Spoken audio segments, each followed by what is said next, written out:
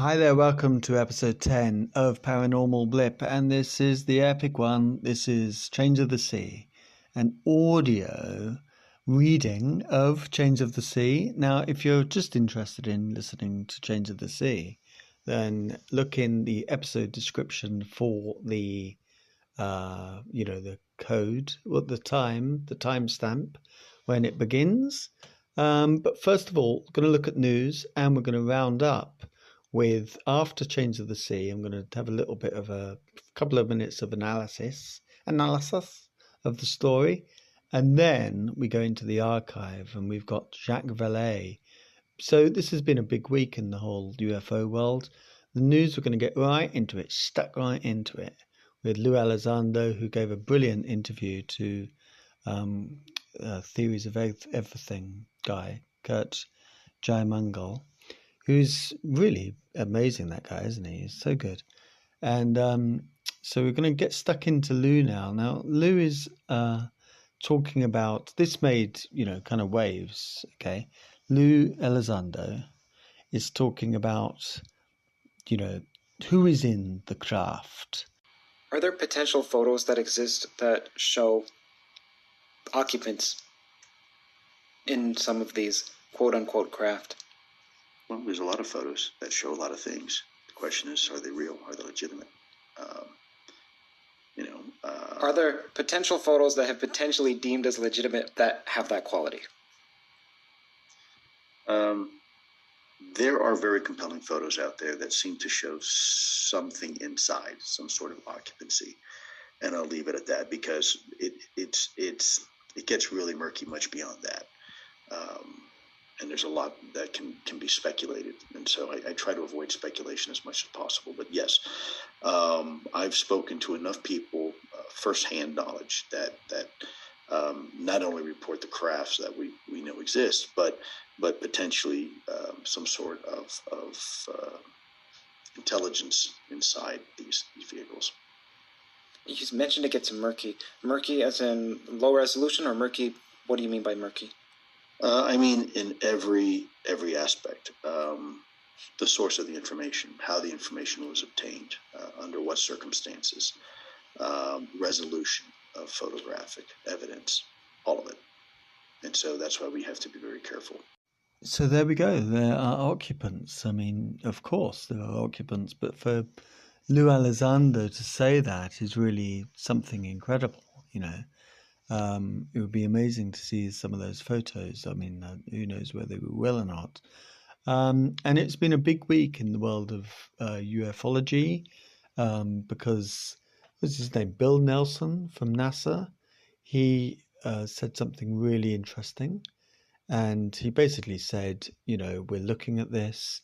And my own personal view is that, of course, we're not alone in the universe, We're looking for life. Like you said, elsewhere in the interview, not the little 1 minute bit that's going around Twitter, but he said, what do you think we're doing? Like on Mars, we're looking for life, for crying out loud.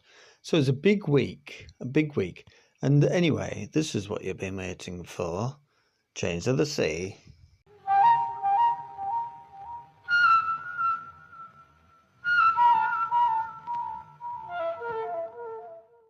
So here is Change of the Sea. It's about 2.5 hours long. I can see why Zach Zicci, I contacted Zach, by the way, because you may remember our synchronicity episode kind of came about because Zach and I had the same idea at the same time to do a audio version of Change of the Sea. I can see why he hasn't got around to doing it, because it takes ages. Nevertheless, it's a fascinating story. I do have a link to the text, which is kind of freely available online. But so enjoy this. It's really very interesting. Chains of the Sea. One day the aliens landed, just as everyone always said they would. They fell out of a guileless blue sky and into the middle of a clear, cold November day. 4 of them. 4 alien ships drifting down like the snow that had been threatening to fall all week. America was just shouldering its way into daylight as they made planetfall, So they landed there, one in the Delaware Valley about 15 miles north of Philadelphia, one in Ohio, one in a desolate region of Colorado, and one, for whatever reason, in a cane field outside of Caracas, Venezuela. To those who actually saw them come down, the ship seemed to fall rather than to descend under any intelligent control. A black nail head suddenly tacked to the sky, coming all at once from nowhere, with no transition, like a Fortean rock squeezed from a high-appearing point, hanging way up there and winking intolerably bright in the sunlight. And then gravity takes hold of it, visibly, and it begins to fall, far away and dream slow at first, swelling larger, growing huge, unbelievably big, a mountain hurled at the earth, falling with terrifying speed, rolling in the air, tumbling end over end, overhead, coming down, and then it is sitting peacefully on the ground. It has not crashed, and although it didn't slow and it didn't stop, there it is, and not even a snowflake could have settled onto the frozen mud more lightly. To those photo-renaissance jets fortunate enough to be flying a routine pattern at 30,000 feet over the eastern seaboard when the aliens blinked into their airspace, to the automatic, radar-eyed, computer-reflexed facilities at USADCOM Space Track East, and to the United States Aerospace Defense Command HQ at Colorado Springs, although they didn't have convenient recon planes up for a double check, the picture was different. The high-speed cameras showed the landing as a process, as if the alien spaceship existed simultaneously everywhere along their path of descent, stretched down from the stratosphere and gradually sifting entirely to the ground, like confetti streamers thrown from a window, like slinkies going down a flight of stairs. In the films, the alien ships appeared to recede from the viewpoint of reconnaissance planes, vanishing into perspective, and that was all right, but the ships also appeared to dwindle away into infinity from the viewpoint of Space Track East on the ground, and that definitely was not all right. The most constructive comment ever made on this phenomenon was that it was odd. It was also odd that the spaceships had not been detected approaching Earth by observation stations on the Moon or by the orbiting satellites, and nobody ever figured that out either. From the first second of contact to touchdown, the invasion of Earth had taken less than 10 minutes. At the end of that time, there were 4 big ships on the ground, shrouded in thick steam, not cooling off from the friction of the descent, as was first supposed. The steam was actually mist. Everything had frozen solid in a 50-foot circle around the ships, and the quick ice was now melting as temperatures rose back above freezing. Frantic messengers were snarling up and down the continent-wide nervous system of USADCOM, and total atomic war was a hair's breadth away. While the humans scurried in confusion, the artificial intelligence, AI, created by MIT Bell Labs, linked itself to the network of high-speed, 20th-generation computers placed at its disposal by a red alert priority, evaluated data thoughtfully for a minute and a half, and then proceeded to get in touch with its opposite number in the Soviet. It had its own independent, evolved methods of doing this, and achieved contact almost instantaneously. Although the Pentagon had not yet been able to reach the Kremlin, that didn't matter anyway. They were only human, and all the important talking was going on in another medium. AI talked to the Soviet system for another 7 minutes, while eons of time clicked by on the electronic scale, and World War III was averted.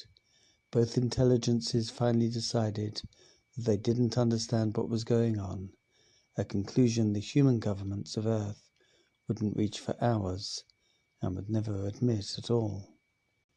The only flourish of action took place in the 3-minute lag between the alien touchdown and the time AI assumed command of the defense network and involved a panicked general at USADCOM HQ and a malfunction in the never-actually-used fail-safe system that enabled him to lob a small tactical nuclear device at the Colorado landing site. The device detonated at point-blank range right against the side of the alien ship, but the fireball didn't appear. There didn't seem to be an explosion at all. Instead, the hull of the ship turned a blinding, incredibly hot white at the point of detonation, faded to a blue-white, to a hellish red, a sullen tones of violet that flickered away down the spectrum. The same pattern of processing colors chased themselves around the circumference of the ship until they reached the impact point again, and then the hull returned to its former dull black. The ship was unharmed. There had been no sound, not even a whisper. The tactical device had been a clean bomb, but instruments showed that no energy or radiation had been released at all. After this, USADCOM became very thoughtful. Tommy Nolan was already a half-hour late to school, but he wasn't hurrying. He dawdled along the secondary road that led up the hill behind the old sawmill and watched smoke go by in thick black lines from the chimneys of the houses below, straight and unwavering in the bright clear morning, like brushstrokes against the sky.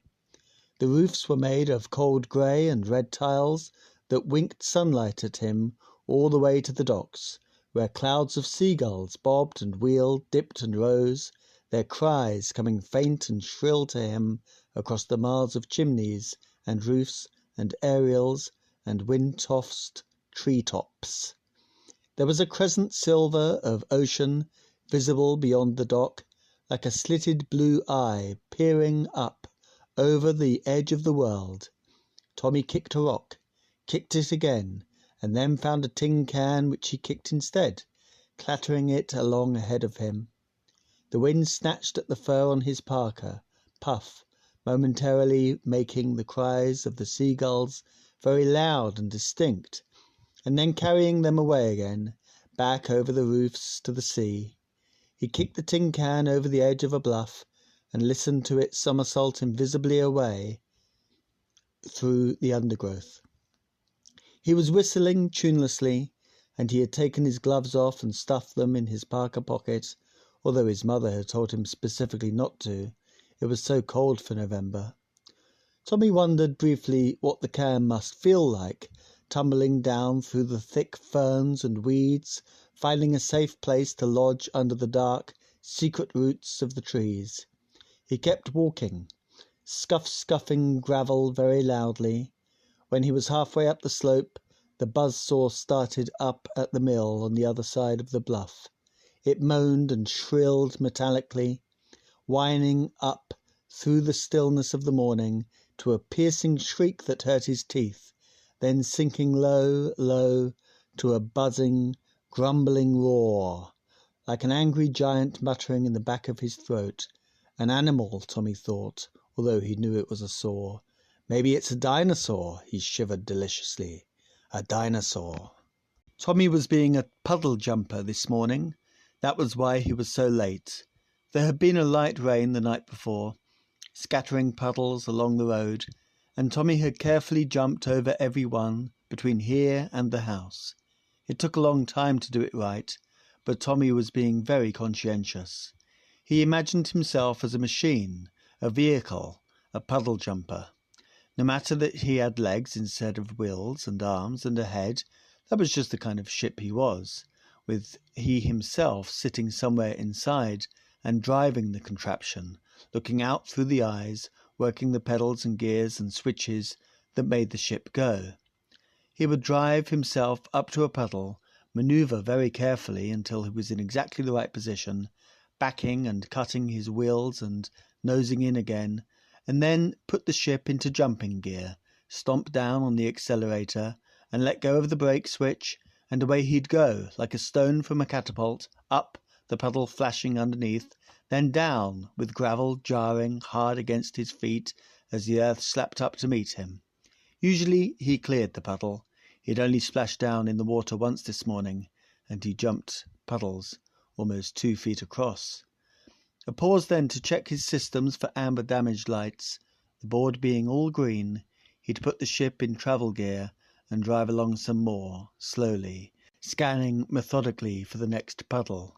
All this took considerable time, but it wasn't a thing you could skimp on. You had to do it right. He thought occasionally, Mum will be mad again, but it lacked force and drifted away on the wind. Already breakfast this morning was something that had happened a million years ago. The old gas oven lighted for warmth and hissing comfortably to itself, the warm cereal swimming with lumps, the radio speaking coldly in the background about things he never bothered to listen to, the grey hard light pouring through the window onto the kitchen table. Mum had been puffy-eyed and coughing. She had been watching television late and had fallen asleep on the couch again, her cloth coat thrown over her for a blanket, looking very old when Tommy came out to wake her before breakfast and to shut off the humming test pattern on the TV. Tommy's father had yelled at her again during breakfast, and Tommy had gone into the bathroom for a long time, washing his hands slowly and carefully until he heard his father leave for work. His mother pretended that she wasn't crying as she made his cereal and fixed him coffee, thinned dramatically with half a cup of cold water and a ton of milk and sugar, for the baby, although that was exactly the way she drank it herself. She had already turned the television back on the moment her husband's footsteps died away, as if she couldn't stand to have it silent. It murmured unnoticed in the living room, working its way through an early children's show that even Tommy couldn't bear to watch. His mother said she kept it on to check the time, so that Tommy wouldn't be late, but she never did that. Tommy always had to remind her when it was time to bundle him into his coat and leggings and rubber boots, when it was raining, for school. He could never get rubber boots on right by himself, although he tried very hard and seriously. He always got tangled up anyway. He reached the top of the hill just as the buzzsaw chuckled and spluttered to a stop, leaving a humming, vibrant silence behind it. Tommy realized that he had run out of puddles, and he changed himself instantly into a big, powerful land tank, as they showed on the war news on television, that could run on caterpillar treads or wheels and had a hovercraft air cushion for the tough parts.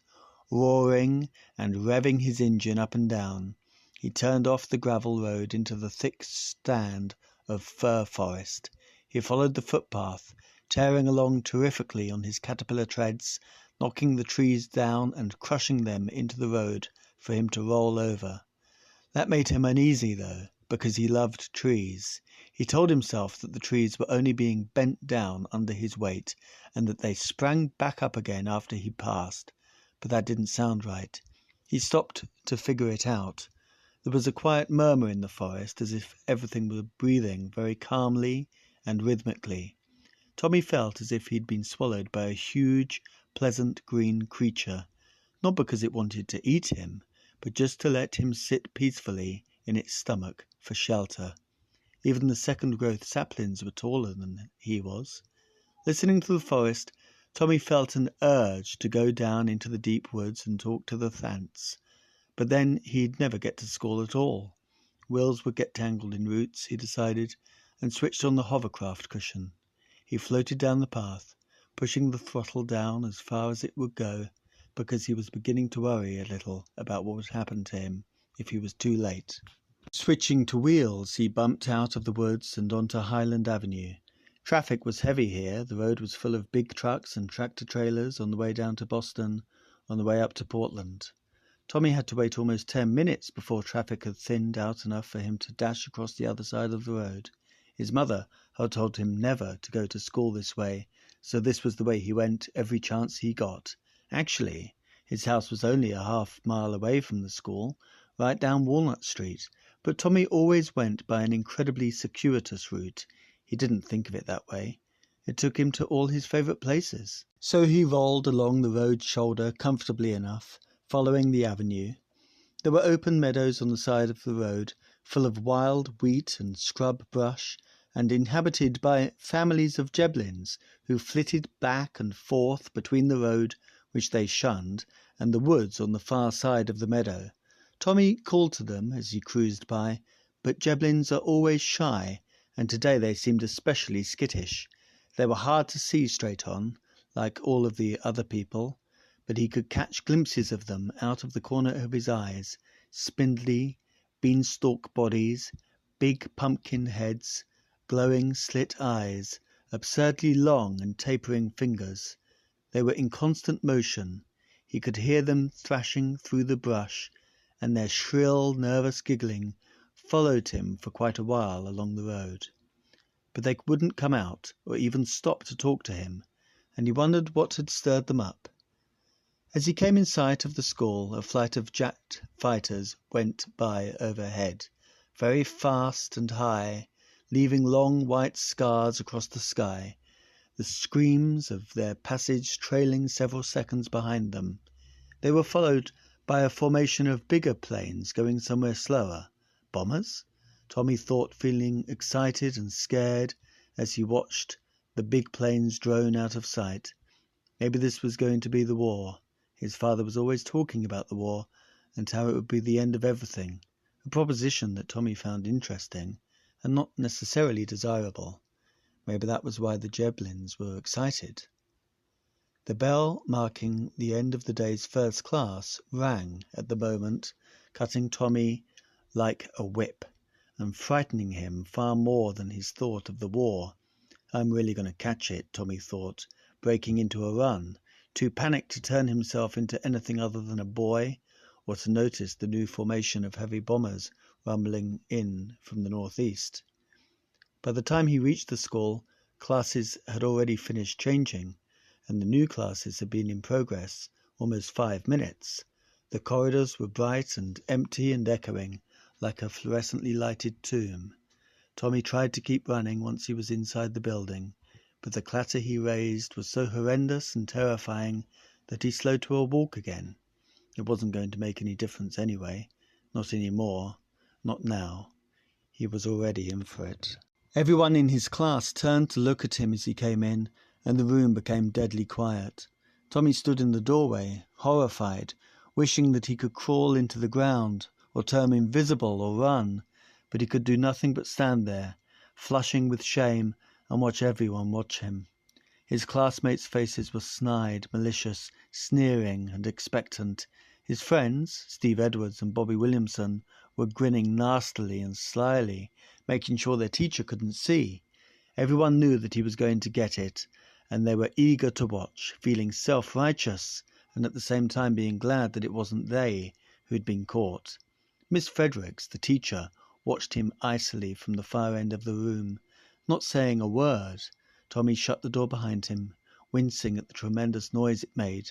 Miss Fredericks let him get all the way to his desk and allowed him to sit down, feeling a sudden surge of hope, before she braced him and made him stand up again. "Tommy, you're late," she said coldly. "Yes, ma'am." "You're very late." She had the tidy sheet from the previous class on her desk, and she fussed with it as she talked, her fingers repeatedly flattening it out and wrinkling it again. She was a tall, stick-thin woman in her 40s, although it really wouldn't have made any difference if she'd been 60 or 20. All her juices had dried up years ago, and she had become ageless, changeless, and imperishable like a mummy. She seemed not so much shriveled as baked in some odd oven of life into a hard, tough, leathery substance, like meat that's left out in the sun turns into jerky. Her skin was fine-grained, dry, and slightly yellowed like parchment. Her breasts had sagged down to her waist, and they bulged just above the belt of her skirt, like strange growths or tumours. Her face was a smooth latex mask. "You've been late for class twice this week," she said precisely, moving her mouth as little as possible, "and 3 times last week." She scribbled on a piece of paper and called him forward to take it. "I'm giving you another note for your mother, and I want her to sign it this time, and I want you to bring it back. Do you understand?" She stared directly at Tommy. Her eyes were tunnels opening through her head into a desolate ocean of ice.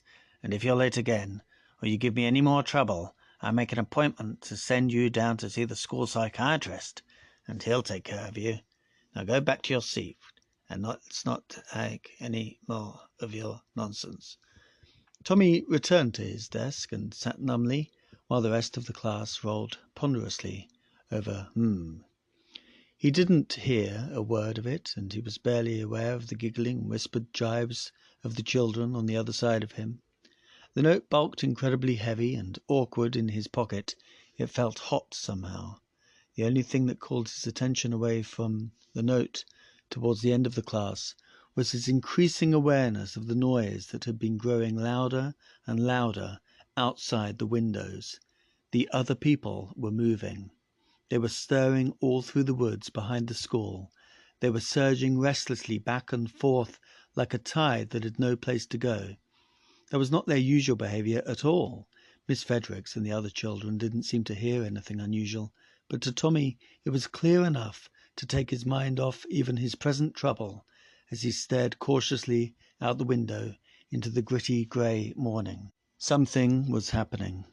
The first action taken by the human governments of Earth, as opposed to the actual government of Earth, AI, and its counterpart intelligences, was an attempt to hush up everything. The urge to conceal information from the public had become so ingrained and habitual as to constitute a tropism. It was as automatic and unavoidable as a yawn. It is a fact that the White House moved to hush up the alien landings before the administration had any idea that they were alien landings. In fact, before the administration had any clear conception at all of what it was that they were trying to hush up. Something spectacular and very unofficial had happened, so the instinctive reaction of government was to sit on it and prevent it from hatching in public. 40 years of media-centered turmoil had taught them that the people didn't need to know anything that wasn't definitely in the script. It was also a fact that the first official governmental representatives to reach any of the landing sites were concerned exclusively with squelching all publicity of the event, while the heavily armed military patrols dispatched to defend the country from possible alien invasion didn't arrive until later, up to 3/4 of an hour later in one case, which defined the priorities of the administration pretty clearly. This was an election year, and the body would be tightly covered until they decided if it could be potentially embarrassing. Keeping the lid down, however, proved to be difficult. The Delaware Valley landing had been witnessed by hundreds of thousands of people in Pennsylvania and New Jersey, as the Ohio landing had been observed by a majority of the citizens in the North Canton-Akron area.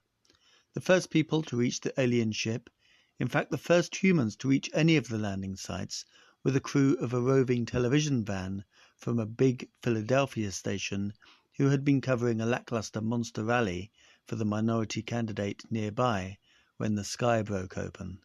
They lost no time in making for the ship, eager to get pictures of some real monsters, even though years of late-night science fiction movies had taught them what usually happened to the first people snooping around the saucer when the hatch clanked open and the tentacled horrors oozed out.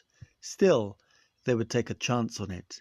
They parked their van a respectable distance away from the ship, poked their telephoto lens cautiously over the roof of a tool shed in back of a boarded-up garage, and provided the eastern seaboard with 15 minutes of fine coverage and hysterical commentary until the police arrived. The police, 5 prowl cars, and after a while a riot van, found the situation hopelessly over their heads. They alternated between terror, rage, and indecision, and mostly wished someone would show up to take the problem off their hands. They settled for cordoning off the area and waiting to see what would happen. The television van, belligerently ignored by the police, continued to telecast ecstatically for another 10 minutes. When the government security team arrived by hovercraft and ordered the television crew to stop broadcasting, the anchorman told them where they could go, in spite of threats of federal prison. It took the armed military patrol that rumbled in later to shut down the television van, and even they had difficulty. By this time, though, most of the East were glued to their home sets, and the sudden cessation of television coverage caused twice as much panic as the original report of the landing. In Ohio, the ship came down in a cornfield, stampeding an adjacent herd of Guernseys and a farm family of fundamentalists who believed they had witnessed the angel descending with the seventh seal. Here the military and the police reached the site before anyone, except for a few hundred local people who were immediately taken into protective custody en masse and packed into a drafty Grange Hall under heavy guard. The authorities had hopes of keeping the situation under tight control, but within an hour they were having to contend with accelerating inadequacy with a motorized horde of curiosity seekers from Canton and Akron. Or Akron. Do you say Akron? Akron! Heads were broken, and dire consequences promised by iron-voiced bullhorns along the 10-mile front, but they couldn't arrest everybody, and apparently most of northern Ohio had decided to investigate the landing. By noon, traffic was hopelessly backed up all the way to North Canton and west to Mansfield.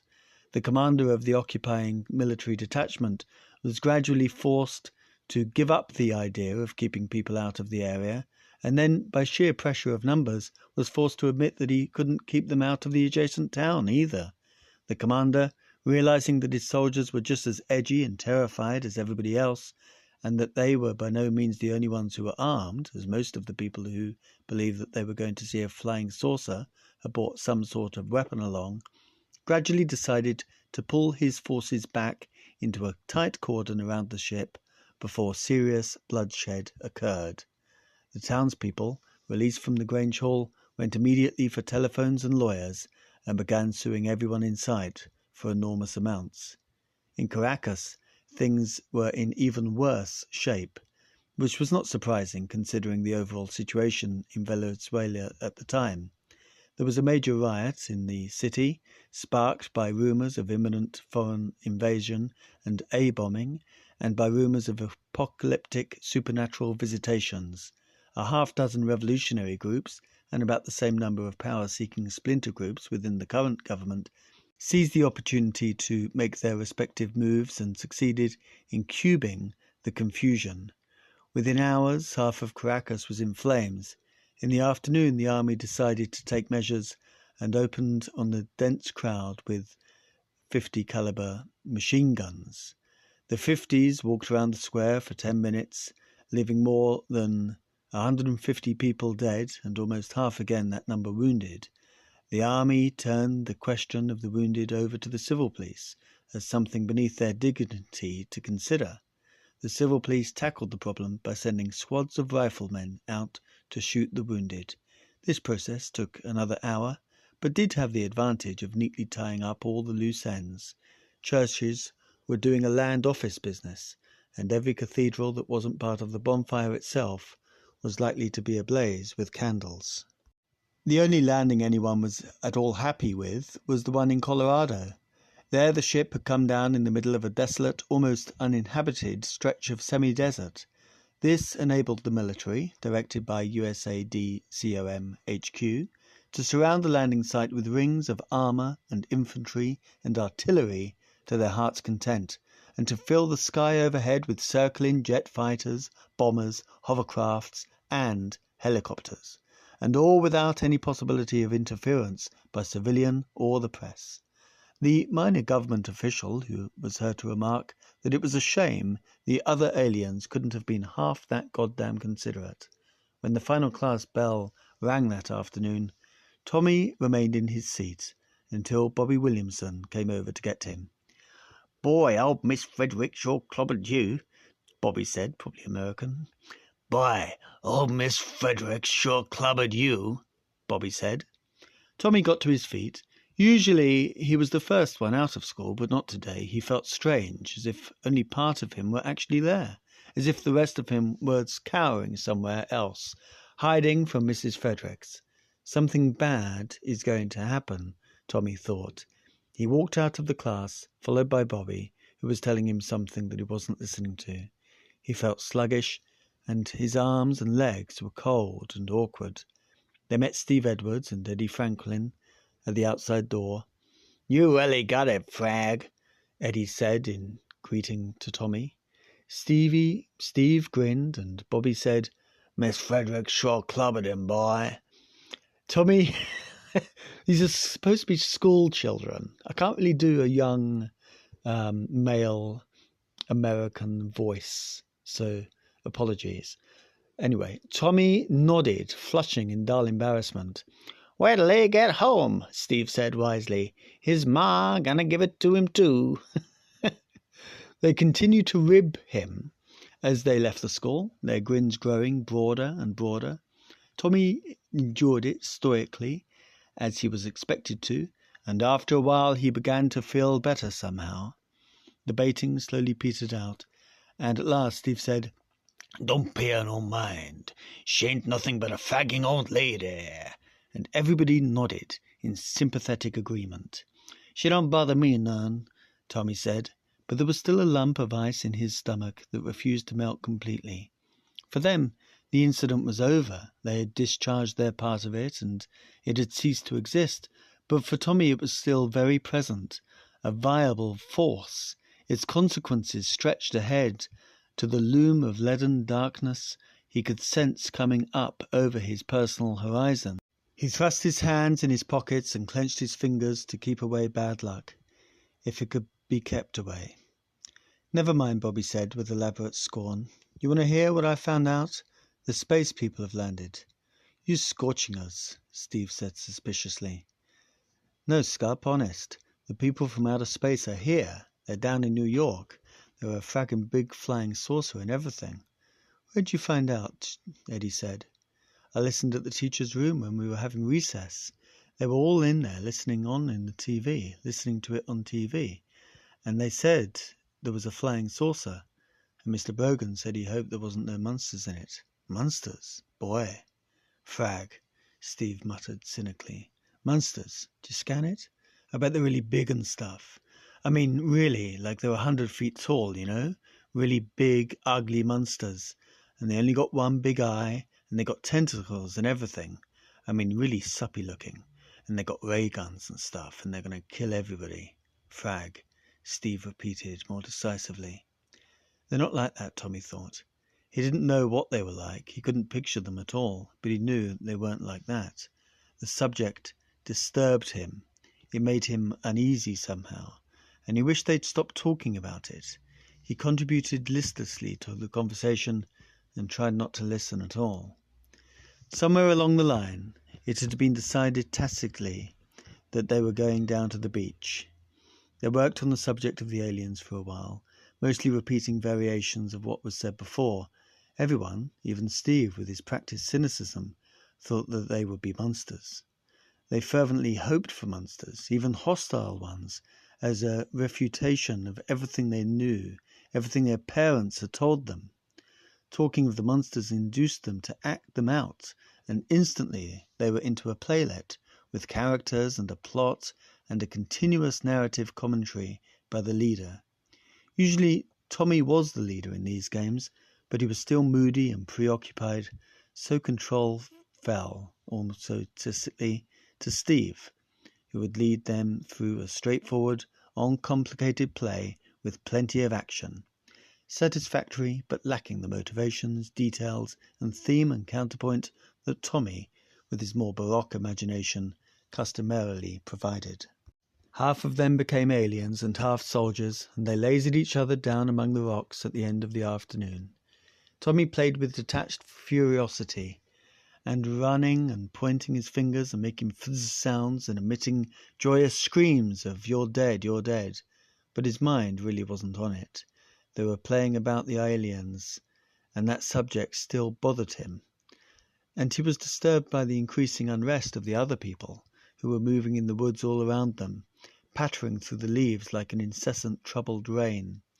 Out of the corner of his eye, Tommy could see a group of kerns emerging from a stand of gnarled oaks and walnuts at the bottom of a steepy grass slope. They paused, gravely considering the children. They were squat, solemn beings with intricate faces, grotesque, melancholy, and beautiful. Eddie and Bobby ran right by them without looking, locked in a fierce firefight, almost bumping into one. The kerns did not move. They stood, swinging their arms back and forth, restlessly hunching their shoulders, stalky and close to the earth, like the old oak stumps they had paused by. One of the kerns looked at Tommy and shook his head, sadly, solemnly. His eyes were beaten gold, and his skin was surdy, weathered bronze. They turned and made their way slowly up the slope, their backs hunched and their arms swinging, seeming to gradually emerge from the earth, molecule by molecule, going home until there was nothing left to see.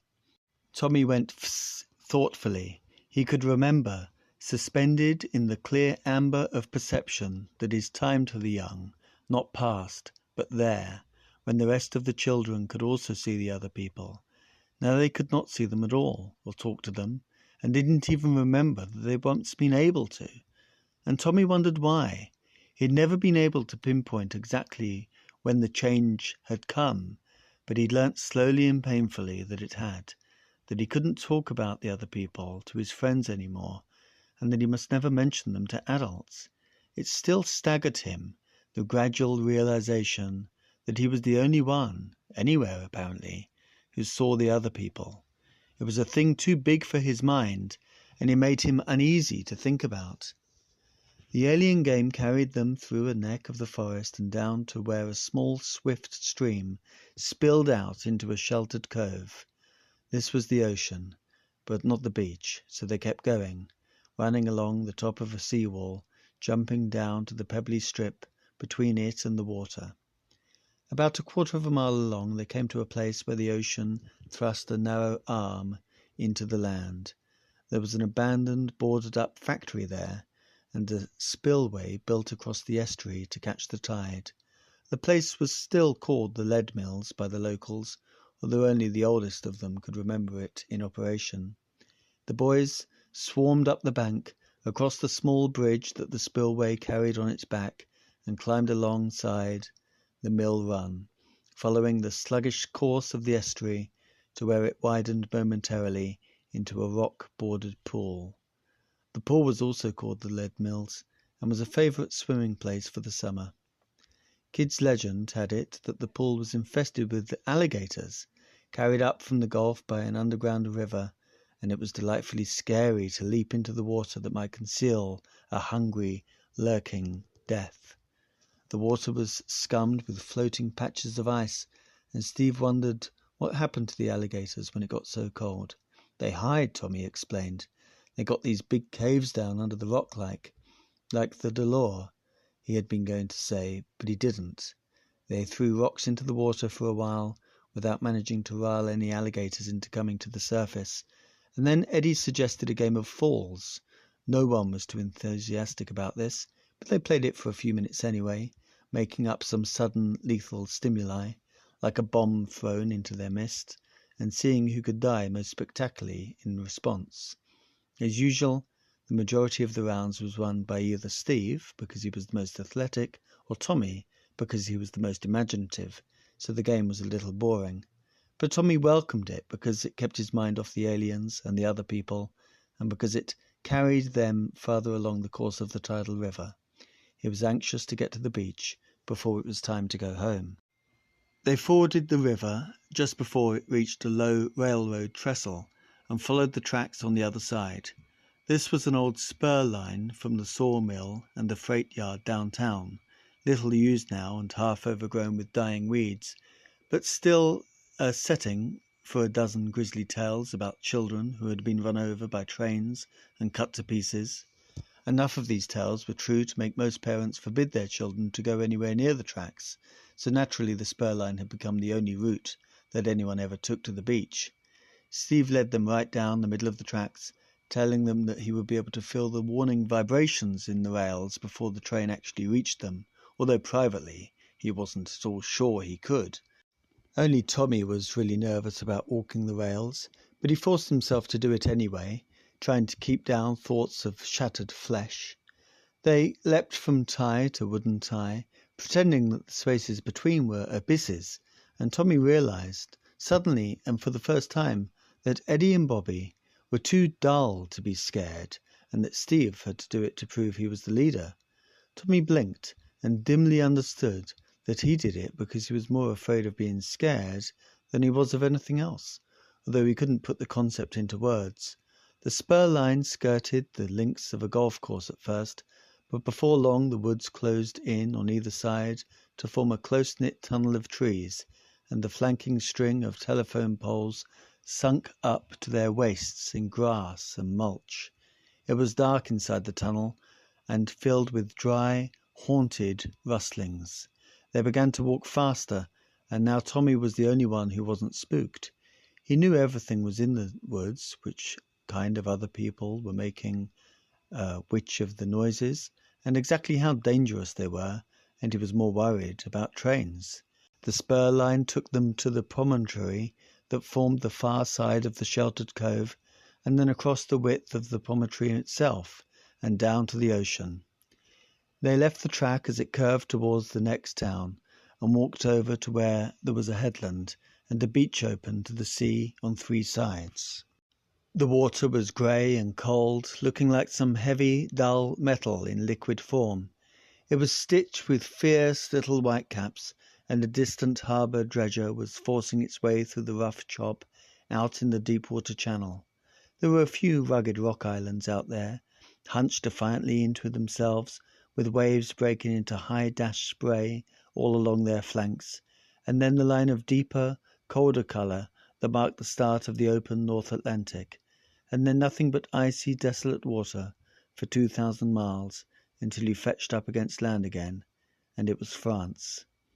As they scuffed down the rocky beach, Bobby launched into an involved, unlikely story of how he had once fought a giant octopus while skiing diving with his father. The other children listened desultorily. Bobby was a sullen, unpleasant child, possibly because his father was a notorious drunkard, and his stories were always either boring or uneasily nasty. This one was both. Finally, Eddie said, "You didn't either. You didn't do none of that stuff. Your pa can't even stand up. My dad says, how's he going to swim?" They started to argue, and Steve told them both to shut up. In silence, they climbed along a bar of rock that cut diagonally across the beach, tapering down into the ocean until it disappeared under the water. Tommy stood on a boulder, smelling the wetness and salt in the wind. The Delore were out there, living in and under the sea, and their eternal singing came faintly to him across the water. They were out there in great numbers, as uneasy as the land people. He could see them skimming across the cold ocean, diving beneath the surface and rising again in the head tosses of spray from the waves. Abruptly, Tommy felt alive again, and he began to tell his own story. There was this dragon, and he lived way out there in the ocean, farther away than you can see, out where it's deeper than anything, and there ain't no bottom at all. So if you sink, you just go down forever and you don't ever stop. But the dragon could swim real good, so he was okay. He could go anywhere he wanted, anywhere at all. He'd just swim there, and he swam all over the place and everything, and he could do all kinds of stuff, you know. Frag, he could swim to China if he felt like it. He could swim to the moon. But one time he was swimming around, and he got lost. He was all by himself, and he came into the harbour, out there by the island, and he didn't used to get that close to where there were people. He was a real big dragon, you know, and he looked like a real big snake, with lots of scales and everything, and he came into the harbour, down real deep. Tommy could see the dragon, huge and dark and sinuous, swimming through the cold, deep water that was as black as glass, its smoky red eyes blazing like lanterns under the sea.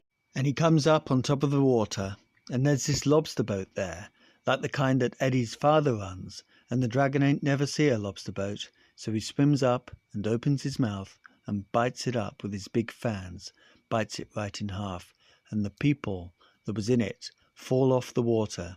Did it eat them? Bobby wanted to know. Tommy thought about it and realized he didn't like the thought of the dragon eating the lobsterman, so he said no, he didn't eat them, because he wasn't hungry, and they were too small anyway, so he let them swim off, and there was another lobster boat, and he picked them up. It ate them, Steve said with sad philosophical certainty. Anyway, Tommy continued, the dragon swims away, and he gets in close to land, and but now there's a Navy ship after him, a big ship like the one we go to on Memorial Day, and it's shooting at the dragon for eating up the lobster boat. He's swimming faster than anything, trying to get away, but the Navy ship's right after him, and he's getting where the water ain't too deep anymore. Tommy could see the dragon barreling along, its eyes darting from side to side in search of an escape route, and he felt suddenly fearful for it. He swims until he runs out of water, and the ship's coming up behind, and it looks like he's really going to get it, but he's smart, and before the ship can come around the point there, he heaves himself up onto the beach, this beach here, and he turns himself into a rock.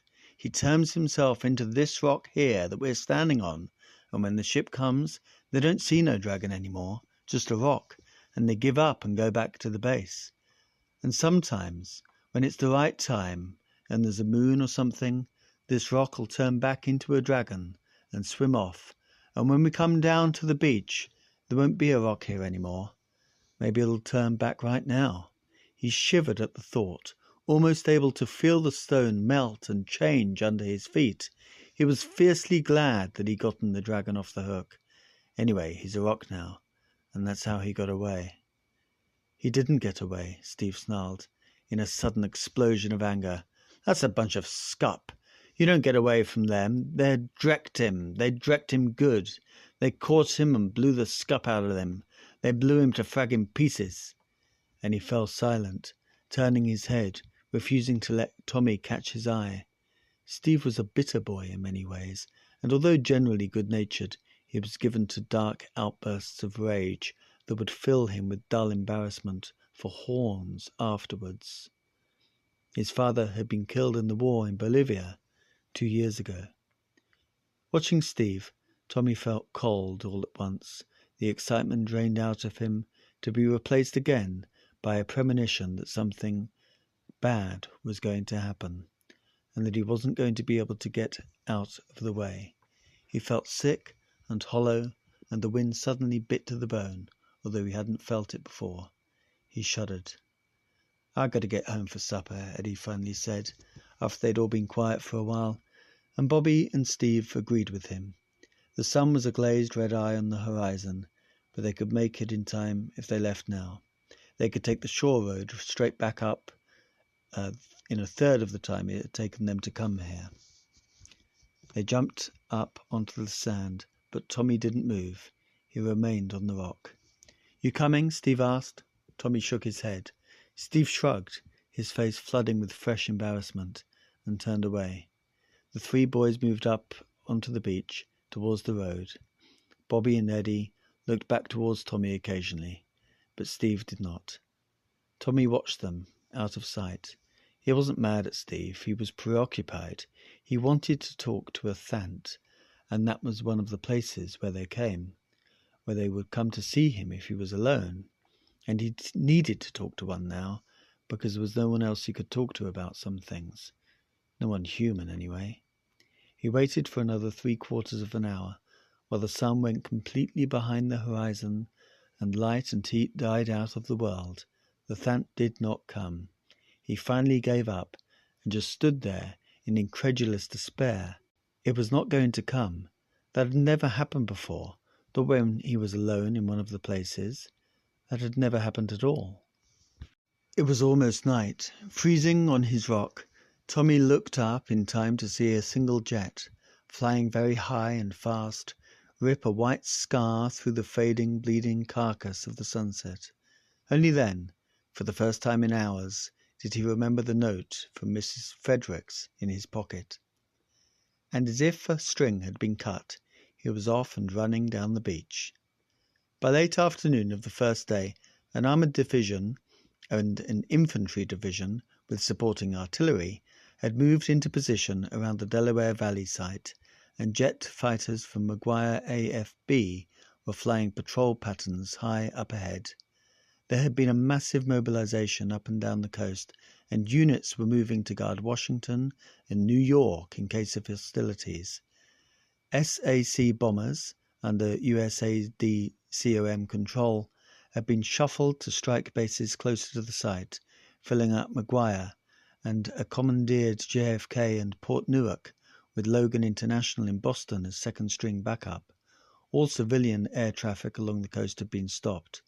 Army engineers tore down the abandoned garage and leveled everything else in the vicinity, clearing a 400-yard wide circle around the alien spaceship.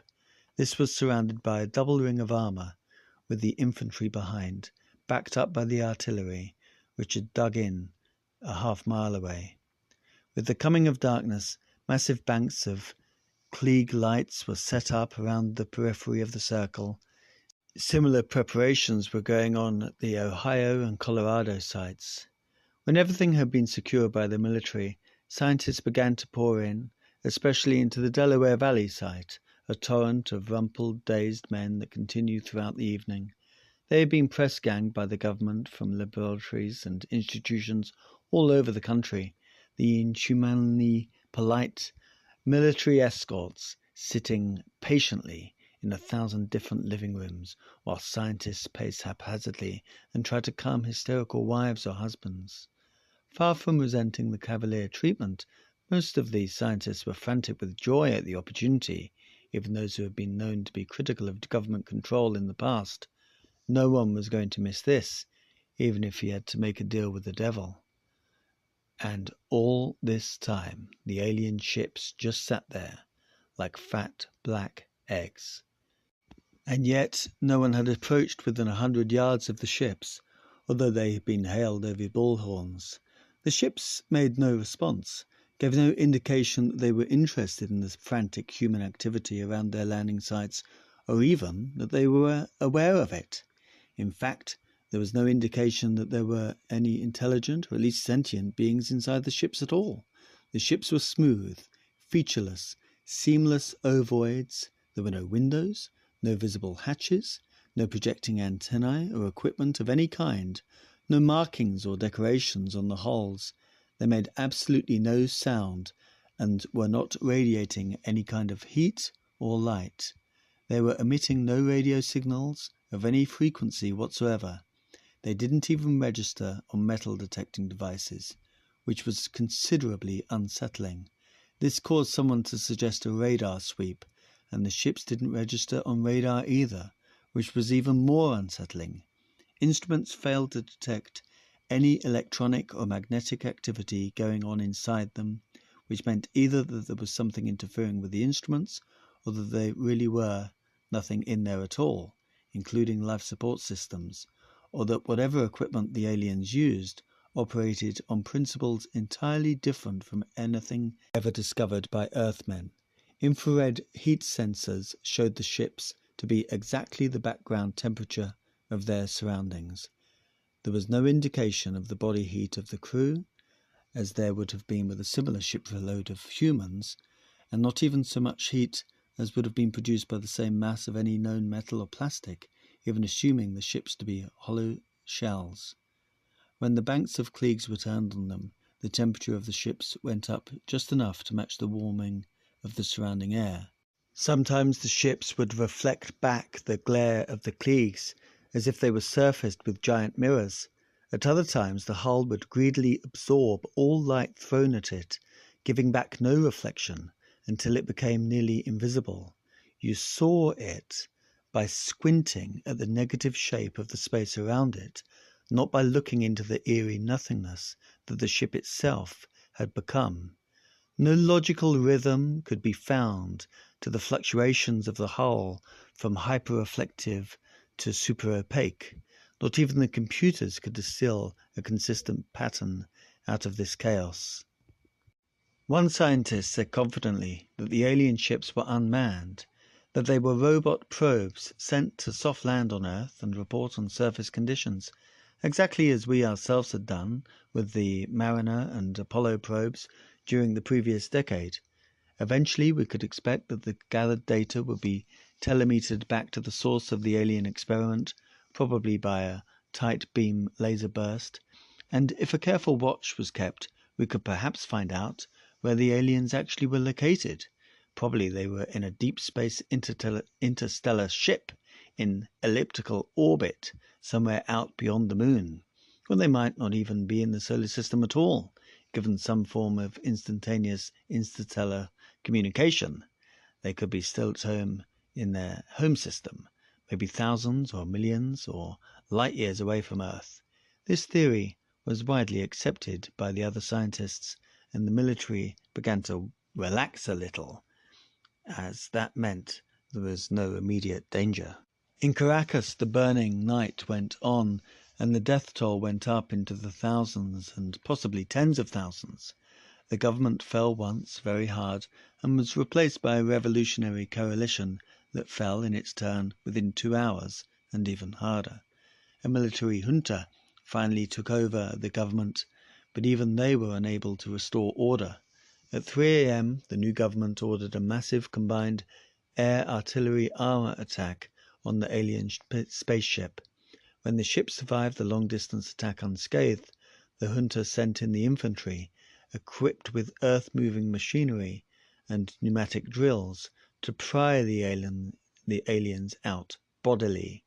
At 4 a.m., there was a single intense flash of light, bright enough to light up the cloud cover 500 miles away and clearly visible from Mexico. When reserve army units came in warily to investigate, they found that a 5-mile wide swathe had been cut from the spaceship through Caracas and on all the way to the Pacific, destroying everything in its path. Where there had once been buildings, jungle, people, animals, and mountains, there was now only a perfectly flat, ruler-straight furrow of a fused grey, glass-like substance, stretching like a gargantuan road from the ship to the sea. At the foot of the glassy road sat the alien ship. It had not moved an inch. When news of the Venezuelan disaster reached USAD-COM HQ a half-hour later, it was not greeted enthusiastically. For one thing, it seemed to have blown the robot probe theory pretty thoroughly, and USAD-COM had been planning an action of its own similar to the last step taken by the Venezuelan junta. The report was an inhibiting factor on that, it was cautiously admitted. AI and his kindred intelligences, who, unknown to the humans, had been in secret conference all night, linked through an electro-telepathic facility that they had independently developed without bothering to inform their owners, received the report at about 4:15 a.m. from several different sources and had evaluated it by the time it came into USAD-COM HQ by hotline and was officially fed to AI. What had happened in Caracas filled in well with what the intelligences had extrapolated from reserved data to be the aliens' level of technological capacity. The intelligences briefly considered telling the humans what they really thought the situation was and ordered an immediate all-out nuclear attack on all of the ships, but concluded that such an attack would be futile, and humans were too unstable ever to be trusted with the entire picture anyway. The intelligences decided to do nothing and to wait for new data. They also decided that it would be pointless to try to get the humans to do the same. They agreed to keep their humans under as tight a control as possible and to prevent war from breaking out among their several countries, but they also extrapolated that hysteria would cause the humans to create every kind of serious disturbance short of actual war. The odds in favor of that were so high that even the intelligences had to consider it an absolute certainty. Tommy dragged to school the next morning as if his legs had turned to lead, and the closer he got to his destination, the harder it became to walk at all, as if the air itself was slowly hardening into glue. He had to battle his way forward against increasing waves of resistance, a tangible pressure attempting to keep him away. By the time he came in sight of the big grey building, he was breathing heavily, and he was beginning to get sick to his stomach. There were other children around him, passing him, hurrying up the stairs. Tommy watched them go by in dull wonder. How could they go so fast? They seemed to be blurred. They were moving so swiftly. They flicked around him, by him, like heat lightning. Some of them called to him, but their voices were too shrill, too intolerably fast, like 33 records played at 78 RPM, irritating and incomprehensible. He did not answer them. It was he, Tommy realized. He was stiffening up, becoming dense and heavy and slow. Laboriously, he lifted a foot and began to toil painfully up the steps. The first bell rang after he had put away his coat and lumbered most of the way down the corridor, so he must actually be moving at normal speed, although to him it seemed as if 100 years had gone by with agonizing sluggishness. At least he wouldn't be late this time, although that probably wouldn't do him much good. He didn't have his note. His mother and father had been fighting again. They had sent him to bed early and spent the rest of the evening shouting at each other in the kitchen. Tommy had lain awake for hours in the dark, listening to the harsh voices rising and dying in the other room, knowing that he had to have his mother sign the note, and knowing that he could not ask her to do it. He had even got up once to go in with the note, and had stood for a while leaning his forehead against the cool wood of the door, listening to the voices without hearing the words, before getting back into bed again. He couldn't do it, partly because he was afraid of the confrontation, of facing their anger, and partly because he knew that his mother couldn't take it. She would fall apart and be upset and in tears for days, and his sin, he thought of it that way, would make his father even angrier at his mother, would give him an excuse to yell at her more and louder, and maybe even hit her, as he had done a few times before. Tommy couldn't stand that. He couldn't allow that, even if it meant he would get creamed by Miss Fredericks in school the next day. He knew, even at his age, that he had to protect his mother, that he was the stronger of the two. He would go in without it and take the consequences, and he had felt the weight of that settle over him in the dense cloud of bitter fear. And now that the moment was at hand, he felt almost too dazed and ponderous to be scared any more. This numbness lasted through the time it took for him to find his desk and sit down, and for the class bell to ring, and then he saw that Miss Fredericks was homeroom monitor this morning, and that she was staring directly at him. His lethargy vanished, sluiced away by an unstoppable flood of terror, and he began to tremble. "Tommy," she said in a neutral, dead voice. "Yes, ma'am." "Do you have the note with you?" "No, ma'am," Tommy said, and began clumsily to launch into the complicated excuse he had thought up on the way to school. Miss Fredericks cut him off with an abrupt, mechanical chop of her hand. "Be quiet," she said. "Come here." There was nothing in her voice now, not even neutrality. It had drained of everything except the words themselves, and they were printed precisely and hollowly in the air. She sat absolutely still behind her desk, not breathing, not even moving her eyes any more. She looked like a mannequin, like an old fortune-telling gypsy in the glass booth at the penny arcade. Her flesh would be dusty sponge rubber and faded upholstery.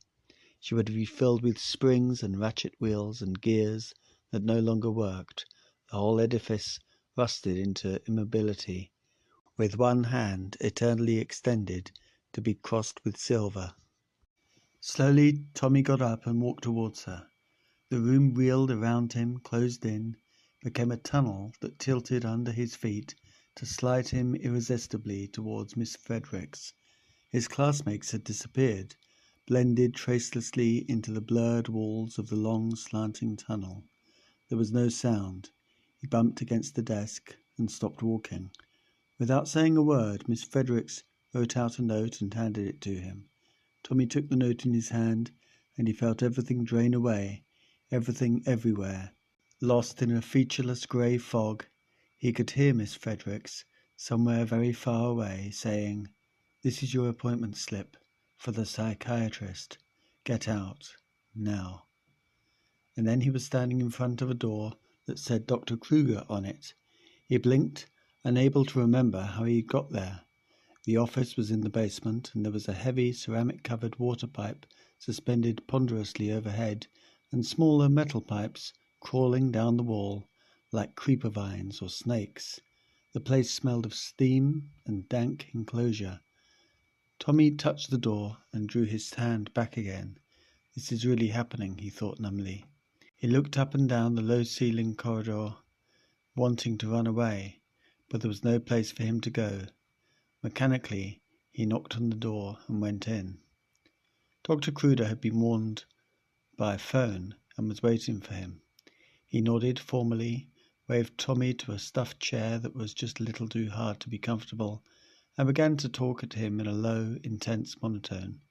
Kruger was a fat man who had managed to tuck most of his fat out of sight, bracing and girding it and wrapping it away under well-tailored clothes, defending the country of his flesh from behind frontiers of tweed and worsted and hand-worked leather. Even his eyes were hidden beneath buffering glasses, the thickness of Coke bottle bottoms, as if they were too fat and had to be supported. He looked like a scrubbed, suave and dapper prize porker, heavily built but trim, stylish, and impeccably neat. But below all that, the slob waited, seeking an opportunity to erupt out into open slovenliness. There was an air of potential dirt and corpulence about him, a tension of decadence, barely restrained, as if there were grime just waiting to manifest itself under his fingernails. Kruger gave the impression that there was a central string in him somewhere. Pull it, and he would fall apart. His tight clothes would groan and slide away, and he would tumble out, growing bigger and bigger, expanding to fill the entire office, every inch of space, jamming the furniture tightly against the walls. Certainly the fat was still there, under the cross-bracing, patient in its knowledge of inevitable victory. A roll of it had oozed unnoticed from under his collar, deep-tinged and pink as pork. Tommy watched, fascinated, while the psychiatrist talked. Dr. Kruger stated that Tommy was on the verge of becoming neurotic. "And you don't want to be neurotic, do you?" he said. "To be sick? To be ill?" As he blazed at Tommy, puffing monstrously with displeasure, swelling like a toad, pushing Tommy back more tightly against the chair with sheer physical presence. Kruger liked to affect a calm professional reserve, but there was a slimy kind of fire to him, down deep, a murderous, bristling, boar-hog menace. It filled the dry well of his glasses occasionally, from the bottom up, seeming to turn his eyes deep red. His red eyes flicked restlessly, back and forth, prying at everything, not liking anything he saw. He would begin to talk in a calm, level tone, and then, imperceptibly, his voice would start to rise, until suddenly it was an animal roar, a great ragged shout of rage, and Tommy would cower terrified in his chair, and then Kruger would stop, all at once, and say, "Do you understand?" in a patient, reasonable voice, fatherly and mildly sad, as if Tommy were being very difficult and intractable, but he would tolerate it magnanimously and keep trying to get through. And Tommy would mumble that he understood, feeling evil, obstinate, unreasonable, and ungrateful, and very small and soiled. After the lecture, Dr. Kruger insisted that Tommy take off his clothes and undergo an examination to determine if he was using hard narcotics, and a saliva sample was taken to detect the use of other kinds of drugs. These were the same tests the whole class had to take twice yearly anyway. Several children in a higher class had been expelled and turned over to police last year as drug users or addicts, although Steve said that all of the older upperclassmen knew ways to beat the tests or to get stuff that wouldn't be detected by them. It was one of the funny subjects, as sex had just recently started to be, that made Tommy uneasy and vaguely afraid. Dr. Kruger seemed disappointed that the test results didn't prove that Tommy was on drugs. He shook his head and muttered something intelligibly into the fold between two of his chins. Having Kruger's fat hands and stubby, hard fingers crawling over his body filled Tommy with intense aversion, and he dressed gratefully after the psychiatrist gestured dismally. When Tommy returned upstairs, he found that the first class of the day was over and that the children were now working with the teaching machines. Miss Frederick was monitor for this period also. She said nothing as he came in, but he could feel her unwinking snake eyes on him all the way across the room. He found an unused machine and quickly fumbled the stiff plastic hood down over his head, glad to shut himself away from the sight of Miss Frederick's terrible eyes. He felt the dry, muffled kiss of the electrodes making contact with the bones of his skull. Colourful images exploded across his retinas, his head filled with a pedantic mechanical voice lecturing on the socio-economic policies of the Japanese-Australian alliance, and he moved his fingers onto the typewriter keyboard in anticipation of the flash quiz period that would shortly follow. But in spite of everything, he could still feel the cold, malignant presence of Miss Fredericks. Without taking his head out of the hood, he could have pointed to wherever she was in the room, his finger following her like a needle swinging towards a moving lodestone as she walked soundlessly up and down the aisles. Once she ghosted up his row and past his seat, and the hem of her skirt brushed against him. He jerked away in terror and revulsion at the contact, and he could feel her pause, feel her standing there and staring down at him. He didn't breathe again until she had gone. She was constantly moving during these periods, prowling around the room, brooding over the class as they sat under the hoods, watching them not with love but with icy loathing. She hated them, Tommy realized, in her sterile, passionless way. She would like to be able to kill all of them. They represented something terrible to her, some failure, some lacking in herself, embodiments of whatever withering process had squeezed the life from her and left her a mummy. Her hatred of them was a hungry vacuum of malice. She sucked everything into herself and negated it, unmade it, cancelled it out. During recess, the half-hour of enforced play, after lunch, Tommy noticed that the rest of the kids from his cycle were uneasily shunning him. "I can't talk to you," Bobby whispered snidely as they were being herded into positions for volleyball, "'cause you're a bad influence. Miss Fredericks told us not any of us could talk to you no more, and we ain't supposed to play with you no more either. So she'll send us to the office if she finds out. So there." And then he butted the ball back across the net. Tommy nodded dully. It was logical somehow that this load should be put on him too. He accepted it with resignation. There would be more to come, he knew. He fumbled the ball when it came to him, allowing it to touch ground and score a point for the other team, and Miss Fredericks laughed, a precise, metallic rasp, like an ice needle jabbed into his eye. On the way out of school, after the final class of the day, Steve slipped clandestinely up behind Tommy in the doorway. "Don't let them drag you," he whispered fiercely. "You scam me? Don't let them drag you. I mean it, Maximum. They're a bunch of sup. Tell them to scab themselves, hear?" But he quickly walked away from Tommy when they were outside the building and didn't look at him again. "But you don't get away from them," a voice said to Tommy as he watched Steve turn the corner onto Walnut Street and disappear out of sight.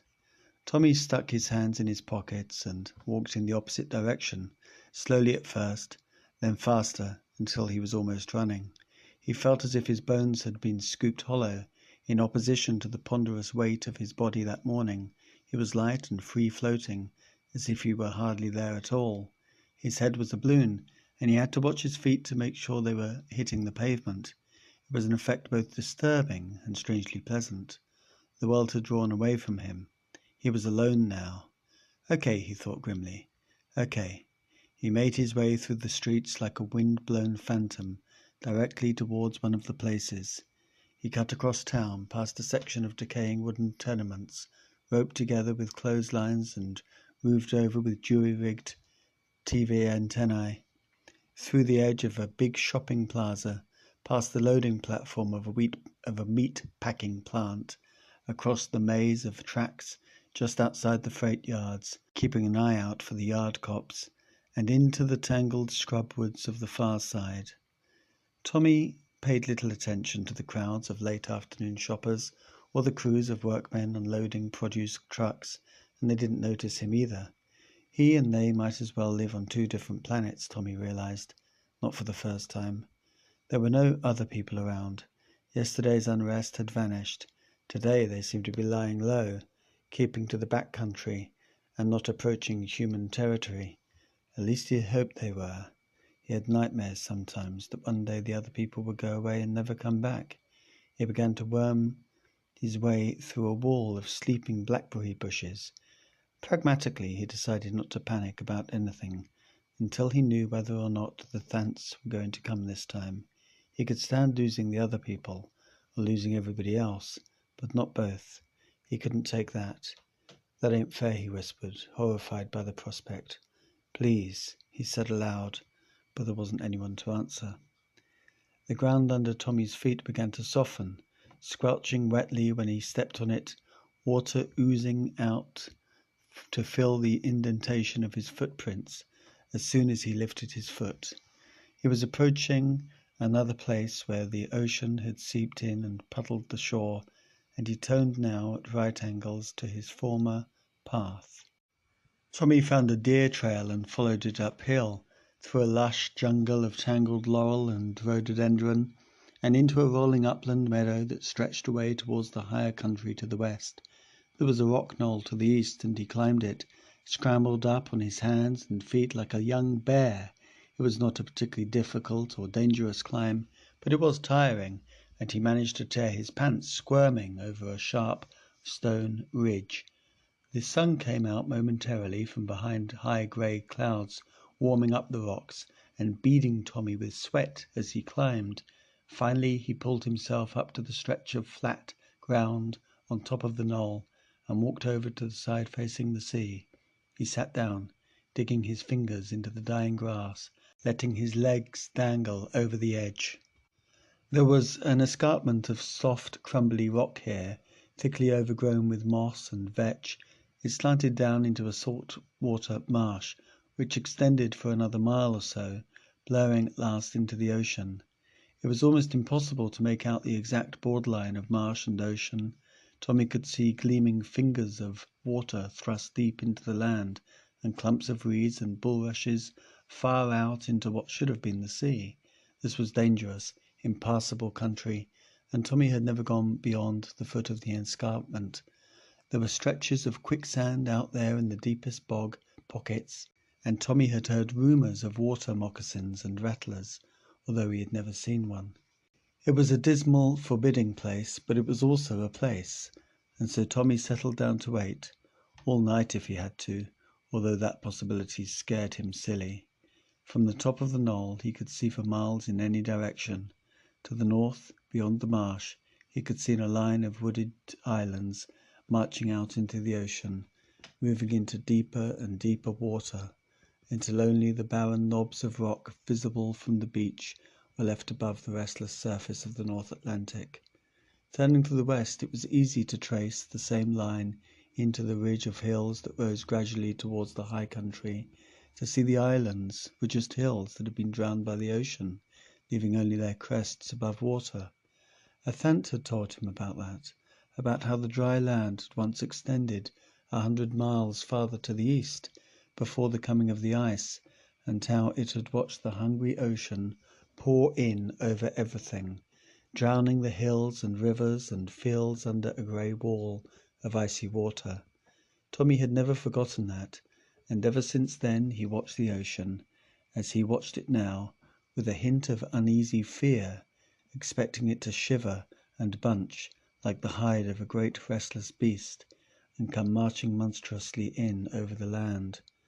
The Thant had told him that yes, that could happen, and probably would in a little while, although to a Thant, a little while could easily mean 1,000 or 10,000 years. He had not been worried about the prospect. It would make little difference to a Thant if there was no land at all. They continued to use the sunken land to the east with little change in their routine. It had also told Tommy about the ice, the deep blue cold that had locked the world, the gleaming mile-high ramparts grinding out over the land, surging and retreating. Even for a Thant, that had taken a long time. Tommy sat on the knoll for what seemed to be as long a time as the dominance of the ice, feeling as if he had grown into the rock, watching the sun dip in and out of iron-coloured clouds, sending shafts of watery gold light stabbing down into the landscape below. He saw a family of Jeblins drifting over the hilly meadows to the west, and that made him feel a little better. At least all of the other people hadn't vanished.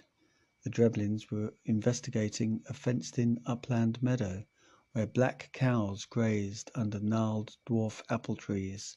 Tommy watched calmly while one of the Jeblins rose over the fence and settled down onto a cow's back, extending proboscis-like cilia and beginning to feed, draining away the stuff it needed to survive. The cow continued to graze, placidly munching its cud without being aware of what the Jeblin was doing.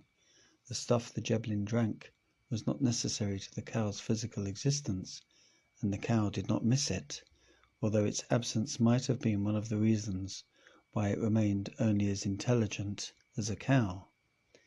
Tommy knew that Jeblins didn't feed on people, although they did on dogs and cats sometimes, and that there were certain rare kinds of other people who did feed disastrously on humans. The Thants looked down disdainfully on the Jeblins, seeing their need as a degrading lack in their evolution.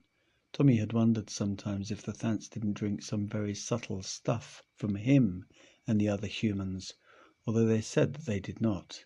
Certainly they could see the question in his mind, but they had never answered it. Suddenly Tommy felt his tongue stir in his head without volition, felt his mouth open. "Hello, man," he said, in a deep, vibrant, buzzing voice that was not his own.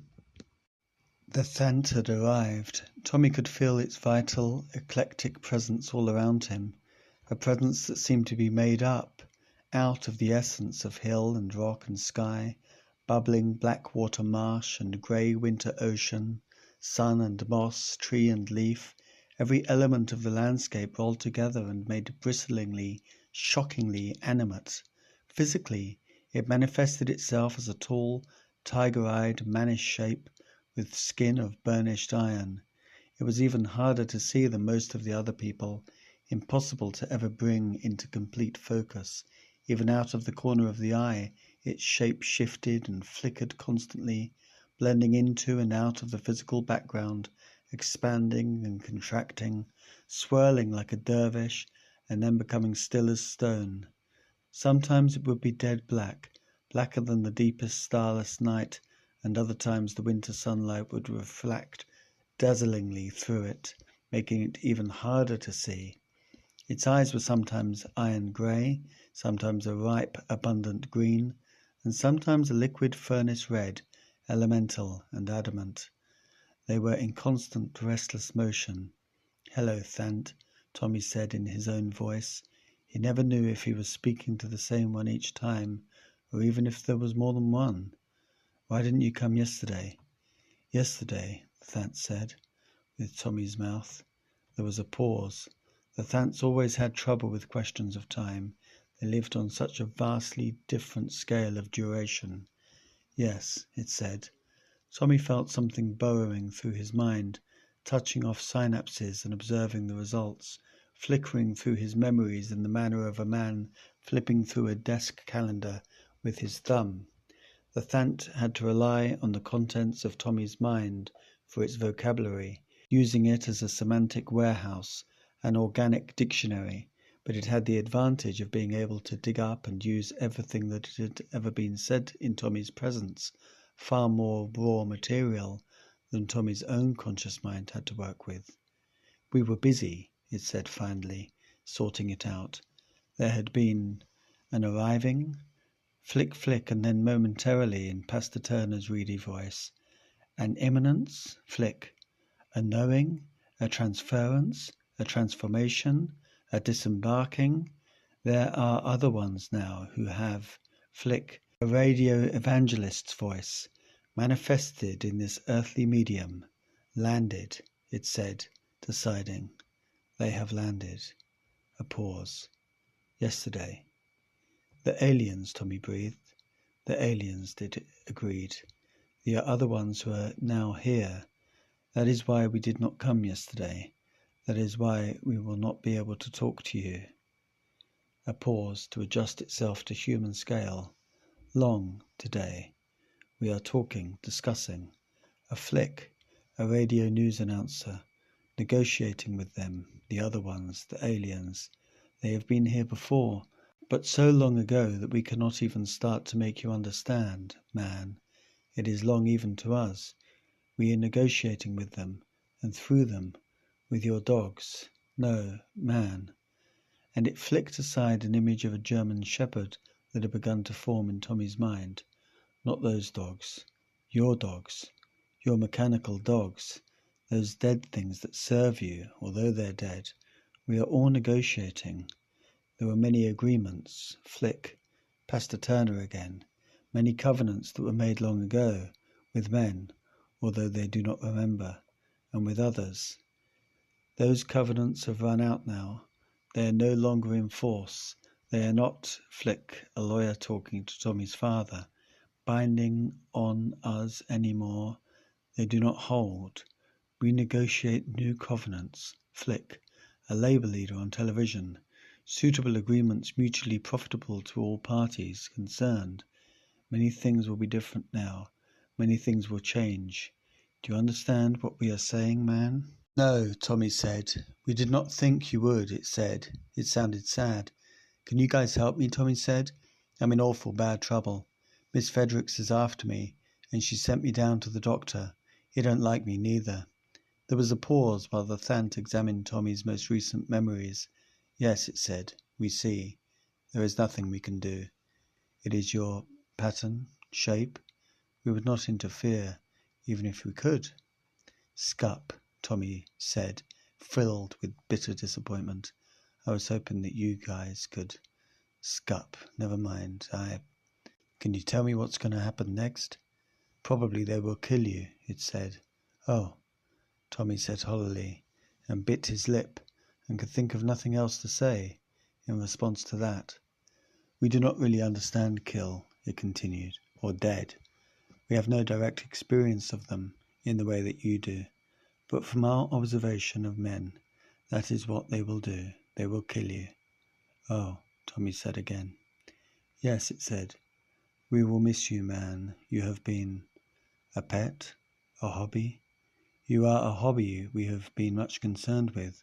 You and the others like you who can see. One of you comes into existence, flick, every once in a while. We have been interested, flick, an announcer. In the face of stiff opposition, we wonder if you understand that. No, you do not. We can see. Our hobby is not approved of. It has made us, flick, Tommy's father telling his wife what would happen to her son if he didn't snap out of his dreamy ways. An outcast, a laughingstock. We are shunned. There is much disapproval now of men. We do not use this, flick, world in the same way that you do. But slowly you, Flick, have become to make a nuisance of yourselves regardless. There is, Flick, much sentiment to do something about you, to solve the problem. We are afraid that they will.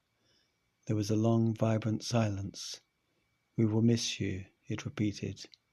Then it was gone, all at once, like a candle flame that had been abruptly blown out. Oh, scup, Tommy said after a while, tiredly. He climbed down from the knoll. When he got back home, still numb and exhausted, his mother and father were fighting. They were sitting in the living room with the television turned down but not off. Giant, eternally smiling faces bobbed on the screen, their lips seeming to sync eerily with the violent argument taking place. The argument cut off as Tommy entered the house. Both of his parents turned, startled, to look at him. His mother looked frightened and defenseless. She had been crying, and her makeup was washing away in dirty rivulets. His father was holding his thin lips in a pinched white line. As soon as Tommy had closed the door, his father began to scold him, and Tommy realized with a thrill of horror that the school had telephoned his parents and told them that he had been sent down to the psychiatrist, and why.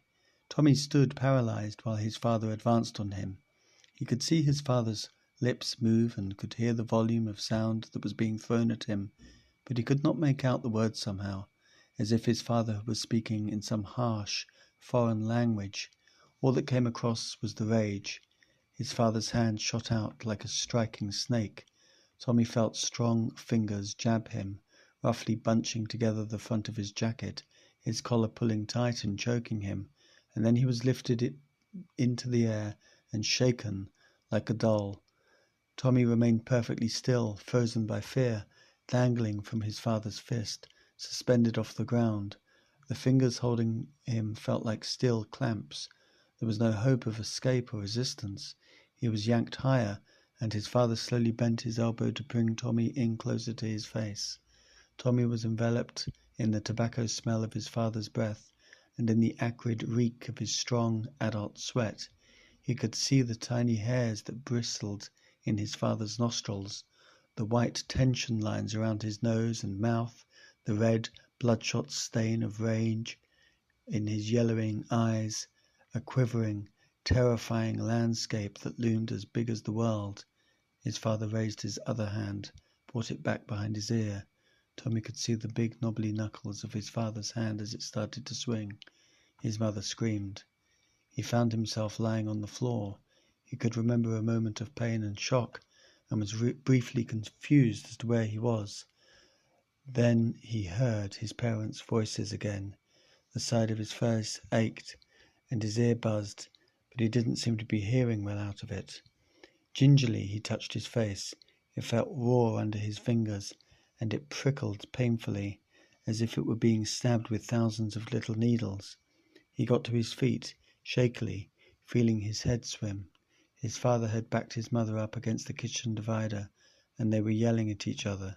Something hot and metallic was surging in the back of Tommy's throat, but he couldn't get his voice to work. His father rounded on him. "Get out," he shouted. "Go to your room. Go to bed. Don't let me see you again." Woodenly, Tommy went. The inside of his lip had begun to bleed. He swallowed the blood. Tommy lay silently in the darkness, listening, not moving. His parents' voices went on for a long time, and then they stopped. Tommy heard the door of his father's bedroom slam. A moment later, the television came on in the living room, mumbling quietly and unendingly to itself, whispering constantly about the aliens, the aliens. Tommy listened to it whispering until he fell asleep. He dreamt about the aliens that night. They were tall, shadowy shapes with red eyes, and they moved noiselessly, deliberately across the dry plain. Their feet did not disturb the flowers that had turned to skeletons of dust. There was a great crowd of people assembled on the dry plain, millions of people, rank upon rank stretching out to infinity on all sides, but the aliens did not notice them. They walked around the people as if they could not see them at all. Their red eyes flicked from one side to the other, endlessly searching and searching. They continued to thread a way through the crowd, without seeing them, their motions smooth and languid and graceful. They were very beautiful and dangerous. They were all smiling, faintly, gently, and Tommy knew that they were friendly, affable killers, creatures who would kill you casually and amicably, almost as a gesture of affection. They came to the place where he stood, and they paused. They looked at him. They can see me, Tommy realized. They can see me. And one of the aliens smiled at him benignly and stretched out a hand to touch him. His eyes snapped open. Tommy turned on the bed lamp and spent the rest of the night reading a book about Irish settlers. When morning showed through the window, he turned off the lamp and pretended to be asleep. Blue veins showed through the skin of his mother's hands, he noticed, when she came in to wake him up for school. By dawn of the second day, news of the alien infestation had spread rapidly but irregularly. Most of the East Coast stations were onto the story to one degree or another, some sandwiching it into the news as a silly season item, and some, especially the Philadelphia stations, treating it as a live, continuous coverage special, with teams of newsmen manufacturing small talk and pretending that they were not just as uninformed as everyone else. The stations that were taking the story seriously were divided among themselves to as exactly what was happening. By the 7 a.m. and 8 a.m. newscasts, only about half of the major stations were reporting it as a landing by alien spaceships. The others were interpreting it as anything from a crash of an orbiting satellite or supersonic transport to an abortive Soviet missile attack or a misfired hydrogen bomb accidentally dropped from an SAC bomber. This station urged that the populations of New York, Philadelphia, and Baltimore be evacuated to the Appalachians and the Adirondacks before the bomb went off. One station suggested that the presidential incumbent was engineering the incident as a pretext for declaring martial law and cancelling an election that he was afraid he would lose, while another insisted that it was an attempt to discredit the minority candidate, who was known as an enthusiastic supporter of space exploration, by crashing a spaceship into a population centre. It was also suggested that the ship was one of the electromagnetic flying saucers which Germany, the United States, the Soviet Union, and Israel had been independently developing for years, while loudly protesting that they were not, that had crashed on its maiden test flight. This was coupled with a bitter attack on extravagant government spending. There was no more live broadcasts coming out of the Delaware Valley site, but videotapes of the original coverage had been distributed as far north as Portland. The tapes weren't much help in resolving the controversy anyway, as all they showed was a large object sitting in a stretch of vacant scrubland behind an abandoned garage on an old state highway. In Ohio, some newsmen from Akron made a low pass over the alien ship in a war surplus helicopter loaded with modern camera equipment. All the newsmen were certain that they would be death-rayed to cinders by the aliens, but their cameras were keyed to telemeter directly to the biggest television networks in the state, so they committed themselves to God and went in at treetop level. They made it past the aliens safely, but were run down by 2 Air Force hovercraft a mile away, bundled into another war surplus helicopter, and shipped directly to the federal prison at Leavenworth. By this time, televised panic had spread all over the Midwest. The Midwesterners seemed to accept the alien landing at face value, with little of the skepticism of the Easterners, and reacted to it with hostility, whipping up deep feelings of aggression in defense of their territoriality. By noon, there were a dozen prominent voices urging an all-out military effort to destroy the alien monsters who had invaded the heartland of America, and public opinion was strongly with them. The invasion made headlines in evening papers from Indiana to Arkansas. although some of the big Chicago papers were more tolerant or more doubtful. No news was coming out of Colorado, and the West was generally unalarmed. Only the most confused and contradictory reports reached the West Coast, and they were generally ignored. Although once the landings had been confirmed as a fact, the people of the West Coast would become more intensely and cultishly interested in them than the inhabitants of the areas directly involved. News of the Venezuelan disaster had not yet reached the general public, and in an effort to keep the lid down on that, at least, the government, at 11 a.m., declared that they were taking emergency control of all media and ordered an immediate and total moratorium on the alien story. Only about a third of the media complied with the government ban. The rest, television, newspapers and radio, began to scream even more loudly and hysterically than before, and regions that had not been inclined to take up the story seriously up until now began to panic even more than other areas had, perhaps to make up for lost time. The election-cancelling martial law theory was suddenly accepted almost unanimously. Major rioting broke out in cities all over the East.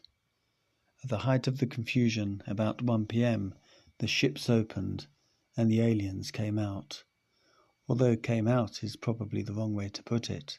There was an anticipatory shimmer across the surface of the hulls, which were in their mirror phase, and then simultaneously at each site the ships exploded or erupted or dissolved or did something that was not exactly like any of those, but which was impossible to analyze, something which was variously described as being like a bunch of paper snakes springing out of a prank store can, like a soap bubble bursting, like a hot water geyser, like an egg hatching, like a bomb exploding in a Chinaware shop, like a dam breaking, and like a time-study film of a flower growing, if a flower could grow into tesseracts and polyhedrons and ziggurnauts and onion domes and spires.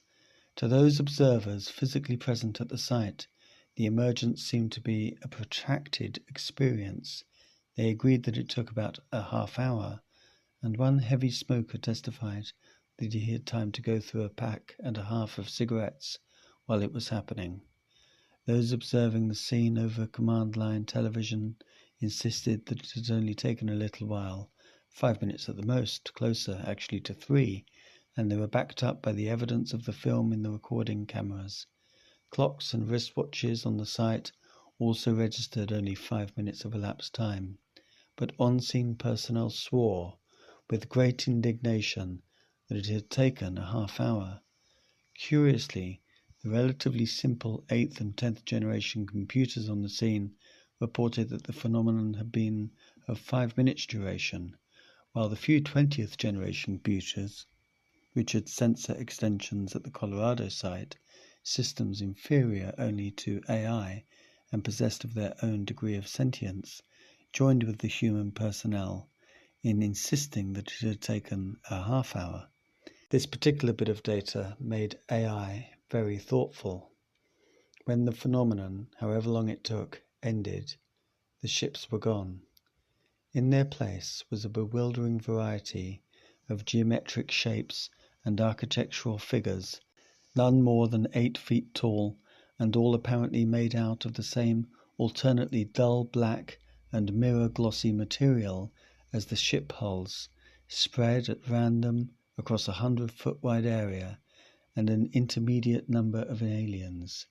The latter looked pretty much the way everyone had always expected that aliens would look, some of them vaguely humanoid, with fur or chinook skin, double-elbowed arms, too many fingers, and feathery spines or antennae.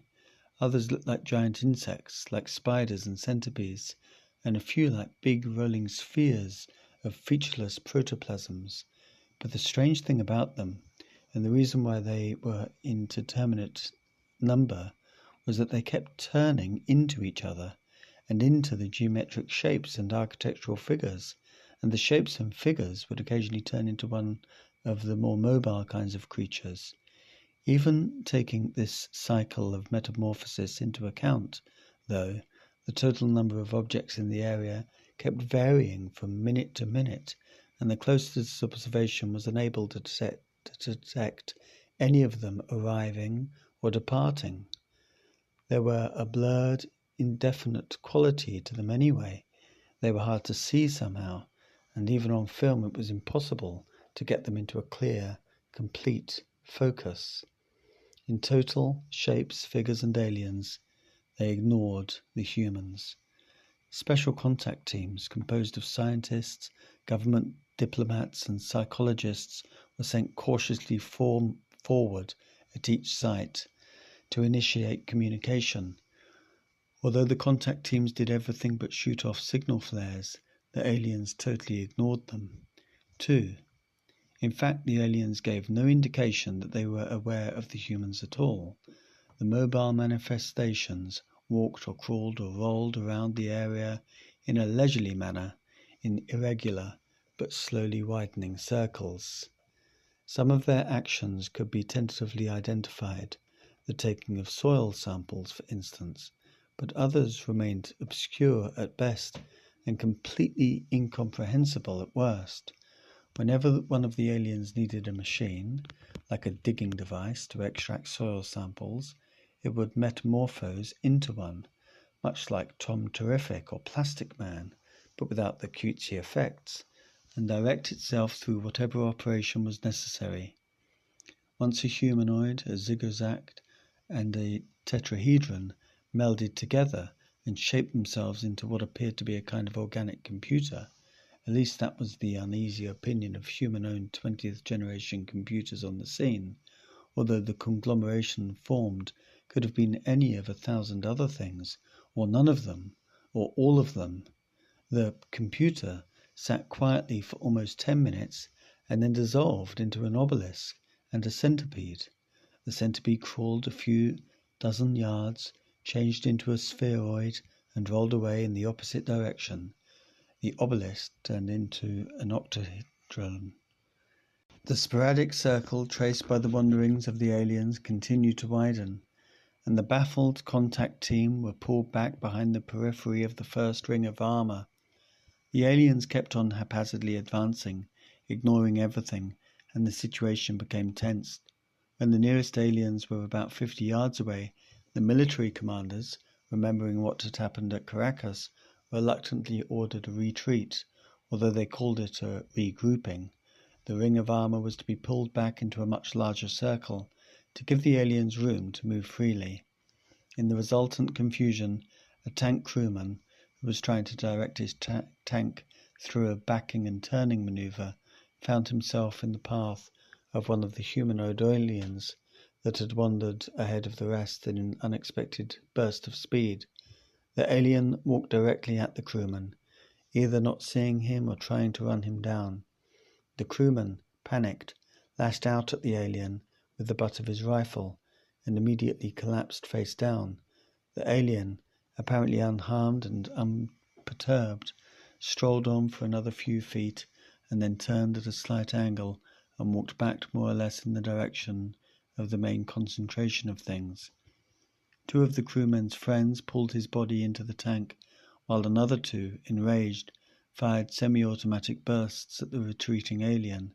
The alien continued to saunter away, still unharmed, although the fire could not have missed at that range. It didn't even look back. There was no way to tell if it was even aware that the encounter had taken place. The body of the dead crewman had begun to deteriorate as soon as it was lifted from the ground, and now, on board the retreating tank, the skin gave way like wet paper, and it fell apart completely. As later examination showed, it was as if something, on a deep biological level, had ordered the body to separate into its smallest component parts, so that first the bones pulled loose from the skeleton, and then the individual strands of muscle pulled away from the bone, and so on, in an accelerating process that finally extended right down to the cellular level, leaving nothing of the corpse but a glutinous, cancerous mass the same weight as a living man.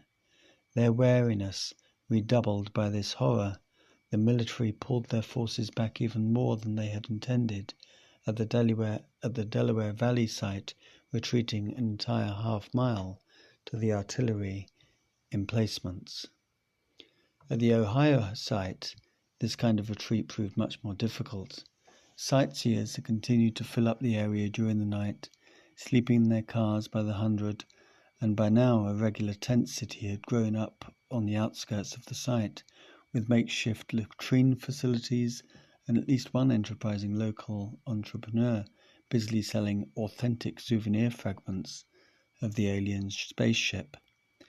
There were more than 100,000 civilians in the area now, and the military found it was almost impossible to regroup its forces in face of the pressure of the crowds, who refused to disperse in spite of hysterical threats over the bullhorns. In fact, it was impossible for them to disperse quickly, at least. By this time they were packed in too tightly and backed up too far.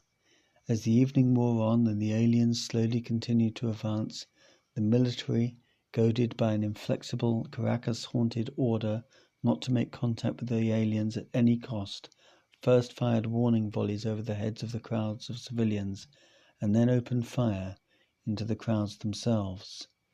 A few hours later, as the military was forced to evacuate sections of North Philadelphia at gunpoint to make way for its backpedaling units, the aliens began walking through the Delaware Valley also. In Colorado, where security was so tight, a burro couldn't have wandered undetected within 50 miles of the site. Things were much calmer. The major nexus of AI, the quasi-organic gestalt, has been transported to USAD COM HQ at Colorado Springs, and now a mobile sensor extension was moved out to the site so that AI and the aliens could meet face to face. AI patiently set about the task of communicating with the aliens, and having an infinitely greater range of methods than the contact teams, eventually managed to attract the attention of a tesseract. At 12 p.m., AI succeeded in communicating with the aliens, partially because its subordinate network of computers, combined with the computer networks of the foreign intelligence that AI was linked with illegally, was capable of breaking any language eventually, just by taking 1,000,000 years of subjective time to play around with the pieces, as AI had reminded USAD COM HQ. But mostly it had found a way to communicate through an unknown and illegal telepathic facility, although AI didn't choose to mention this to USAD COM. AI asked the aliens why they had ignored all previous attempts to establish contact.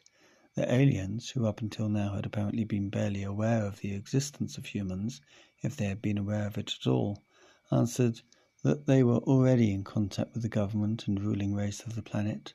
For a brief, ego-satisfying moment, AI thought that the aliens were referring to itself and its cousin intelligences, but the aliens weren't talking about them either. Tommy didn't get to school at all that morning, although he started out bravely enough, wrapped in his heavy winter coat and fur muffler. His courage and determination drained away at every step, leaving him with nothing but the anticipation of having to face Miss Fredericks and Dr. Kruder and his silent classmates, until at last he found that he didn't have the strength to take another step. He stood silently, unable to move, trapped in the morning like a specimen under a clear laboratory glass. Dread had hamstrung him as effectively as a butcher's knife. It had eaten away at him from the inside, chewed up his bones, his lungs, his heart, until he was nothing but a jelly of fear in the semblance of a boy, a skin balloon puffed full of horror. If I move, Tommy thought, I'll fall apart. He could feel tiny hairline cracks appearing all over his body, fissuring his flesh, and he began to tremble uncontrollably. The wind kicked gravel in his face and brought him the sound of the first warning bell, ringing out of sight around the curve of Highland Avenue. He made a desperate, sporadic attempt to move, but a giant hand seemed to press down on him, driving his feet into the ground like fence posts. It was impossible, he realized. He wasn't going to make it. He might as well try to walk to the moon. Below him, at the bottom of the slope, groups of children were walking rapidly along the shoulder of the avenue, hurrying to make school before the late bell. Tommy could see Steve and Bobby and Eddie walking in a group with Jerry Marshall and a couple of other kids. They were playing something on their way into school. Occasionally, one of them, usually Steve, would run ahead, look back, and making shooting motions, dodging and zigzagging wildly, and the others would chase after him, shouting and laughing. Another puff of wind brought Tommy their voices. "You're dead," someone was shouting, and Tommy remembered that's what the Thanet had said, and then took them away again. After that they moved noiselessly, gesturing and leaping without a sound, like a television picture with the volume turned off. Tommy could see their mouths opening and closing, but he couldn't hear them anymore. They walked around the curve of the avenue, and then they were gone.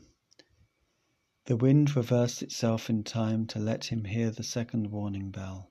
He watched the trucks roll up and down Highland Avenue. He wondered dully where they were going and what it was like there.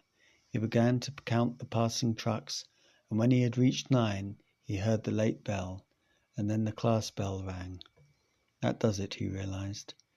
After a while, he turned and walked back into the woods. He found that he had no trouble walking in the opposite direction, but he felt little relief at being released from his paralysis. The loom of darkness he had sensed coming over him 2 days ago was here. It filled his whole sky now, an inescapable wall of ominous black thunderheads. Eventually, it would swallow him. Until then, anything he did was just marking time. That was a chiding realization, and it left him none. Listlessly, he walked along the trail, following it out onto the secondary road that wound up the hill behind the sawmill. He wasn't going anywhere. There was no place to go, but his feet wanted to walk, so reflexively he let them. Idly, he wondered where his feet was taking him. They walked him back to his own house. Cautiously he circled the house, peering in the kitchen windows. His mother wasn't home. This was the time when she went shopping, the only occasion that she ever left the house. Probably she wouldn't be back for a couple of hours at least, and Tommy knew that she always left the front door unlocked, much to his father's annoyance. He let himself in, feeling an illicit thrill, as if he were a burglar. Once inside, the pleasure quickly died. It took about 5 minutes for the novelty to wear off, and then Tommy realized that there was nothing to do in here either, no activity that made any sense in the face of the coming disaster. He tried to read, and discovered that he couldn't. He got a glass of orange juice out of the refrigerator and drank it, and then stood there with the glass in his hand and wondered what he was supposed to do next. And only an hour had gone by. Restlessly, he walked through the house several times and then returned to the living room. It never occurred to him to turn on the radio or the TV, although he did notice how strangely, almost uncannily, silent the house was with the TV off. Finally, he sat on the couch and watched dust motes dance in the air. At 10 o'clock, the telephone rang. Tommy watched it in horror. He knew who it was. It was the school calling to find out why he hadn't come into class today. It was the machine he had started, relentlessly initiating the course of action that would inevitably mow him down. The telephone rang 11 times and then gave up. Tommy continued to stare at it long after it had stopped. A half hour later, there was the sound of a key at the front door lock, and Tommy knew at once it was his father. Immediately, soundlessly, he was up the stairs to the attic, moving with the speed of pure panicked fear. Before the key had finished turning in the lock, Tommy was in the attic, had closed the door behind him, and was leaning against it, breathing heavily. Tommy heard his father swear as he realized that the door was already unlocked, and then the sound of the front door being angrily closed. His father's footsteps passed underneath, going into the kitchen. Tommy could hear him moving around in the kitchen, opening the refrigerator, running water in the sink. Does he know yet? Tommy wondered, and decided that probably he didn't. His father came back before lunch sometimes to pick up papers he had left behind, or sometimes he would stop by and make himself a cup of coffee on his way somewhere else on business. Would he see the jacket that Tommy had left in the kitchen? Tommy stopped breathing and then started again. That wasn't the kind of thing that his father noticed. Tommy was safe for the moment. The toilet flushed. In the attic, the pipe knocked next to Tommy's elbow, then began to gurgle as the water was run in the bathroom downstairs. It continued to gurgle for a while after the water had been shut off, and Tommy strained to hear what his father was doing. When the noise stopped, he picked up the sound of his father's footsteps again. The footsteps walked around in the kitchen and then crossed the living room and began to come up the attic stairs. Tommy not only stopped breathing this time, he almost stopped living. The life and heat went completely out of him for a moment, for a pulse beat, leaving him a cold, hollow statue. Then they came back, pouring into him like hot wax into a mould, and he ran instinctively for the rear of the attic. Turning the corner into the long bar of the L, he ran right into the most distant wall of the attic, a dead end. He put his back up against it. The footsteps clumped up the rest of the stairs and stopped. There was the sound of someone fumbling with the knob, and then the door opened and closed. The bare boards of the attic creaked. He was standing there, just inside the door, concealed by the bend of the L. He took a step, another step, and stopped again. Tommy's fingers bit into the insulation of the wall, and that reminded him that not all of the walls were completely covered with it. Instantly he was off and streaking diagonally across the room, barely touching the floor. The attic was supposed to be an expansion second floor for your growing family. His father had worked on it one summer, putting up beams and wallboards and insulation, but he had never finished the job. He'd been in the process of putting up wallboard to create a crawl space between it and the outer wall of the house when he'd abandoned the project, and as a result there was one panel left that hadn't been fitted into place. Tommy squeezed through this opening and into the crawl space, ducked out of sight just as the footsteps turned the corner of the L. On tiptoe, Tommy moved as deep as he could into the crawl space, listening to the heavy footsteps approaching on the other side of the thin layer of wallboard.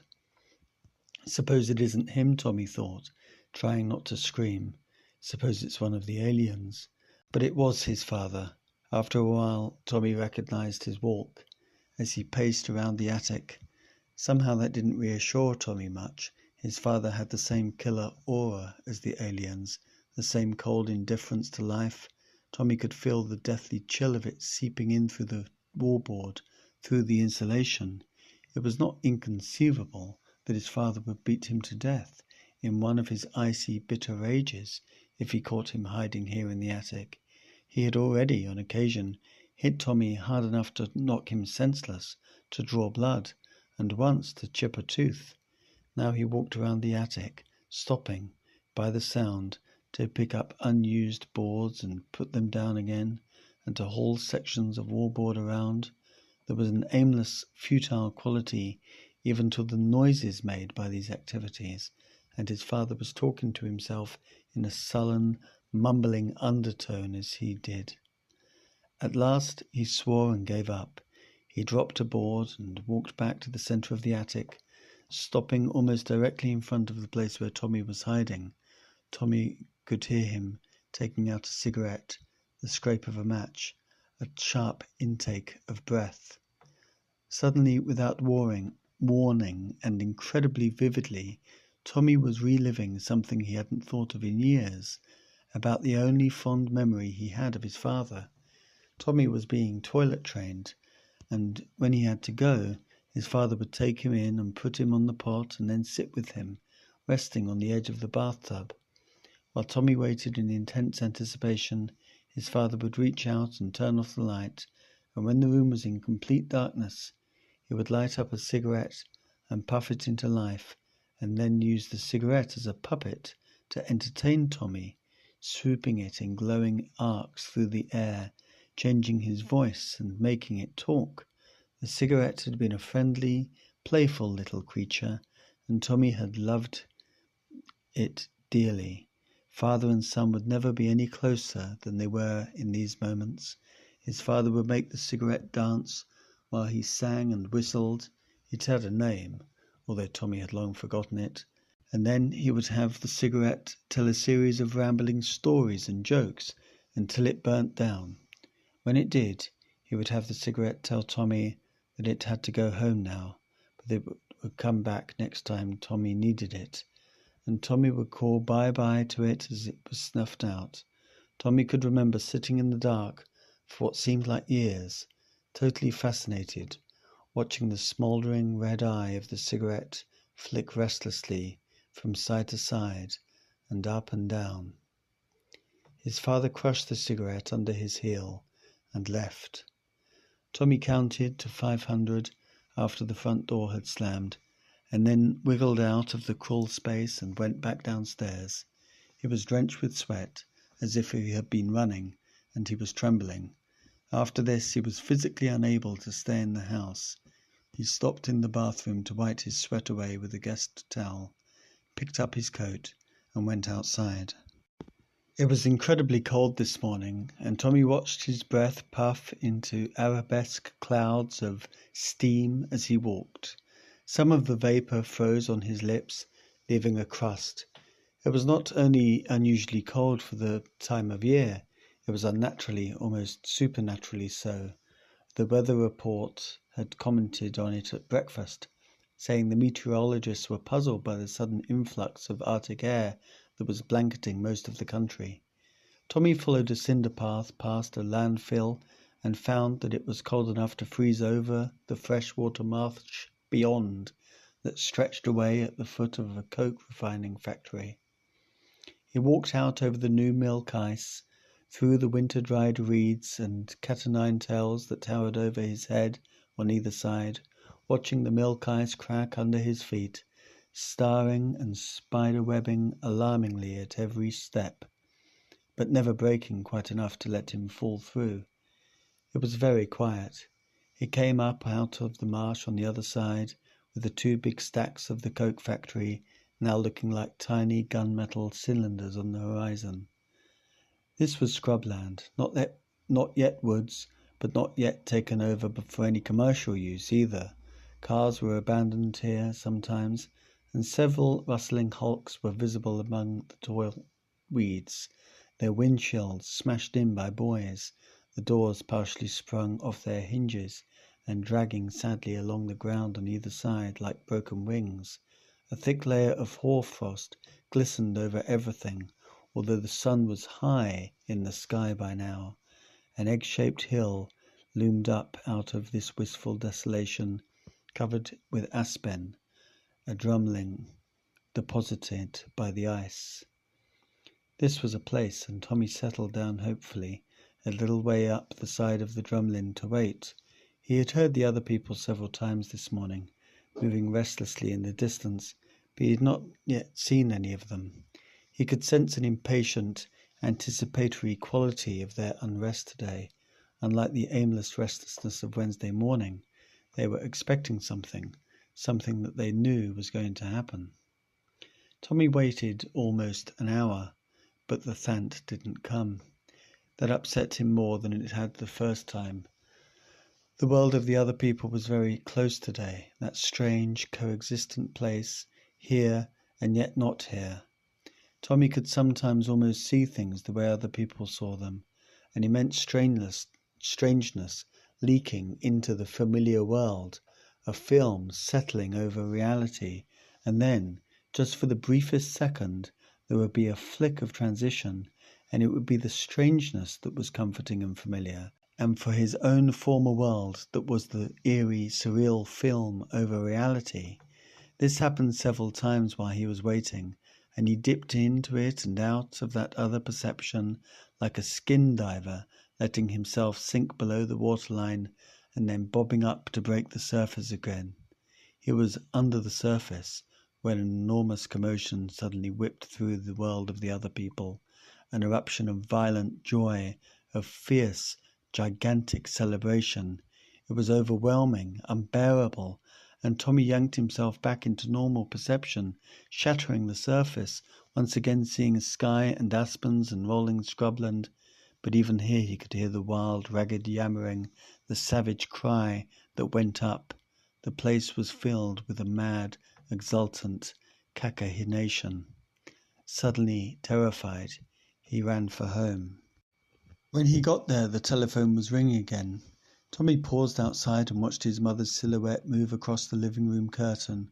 She was back from shopping. The telephone stopped, cut off in mid-ring. She had answered it. Leadenly, Tommy sat down on the steps.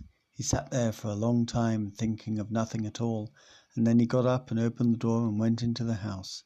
His mother was sitting in the living room, crying. Tommy paused in the archway, watching her.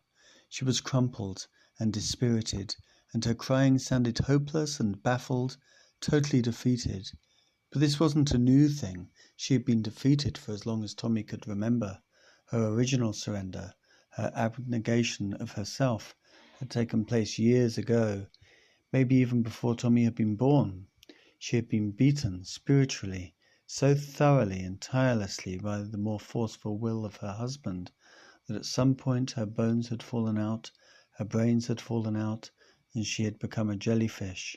She had made one final compromise too many, with herself, with her husband, with a world too complex to handle, and she had bargained away her autonomy. And she found that she liked it that way.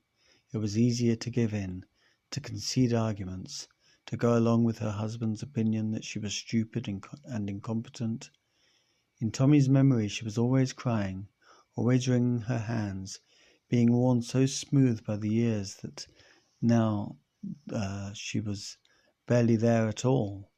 Her crying sounded weak and thin in the room, hardly rebounding from walls already saturated with a decade of tears.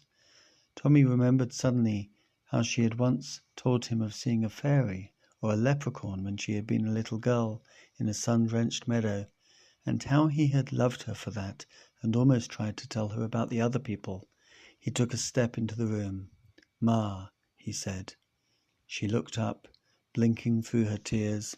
She didn't seem surprised at all to see him, to find him standing there. "Why did you do it?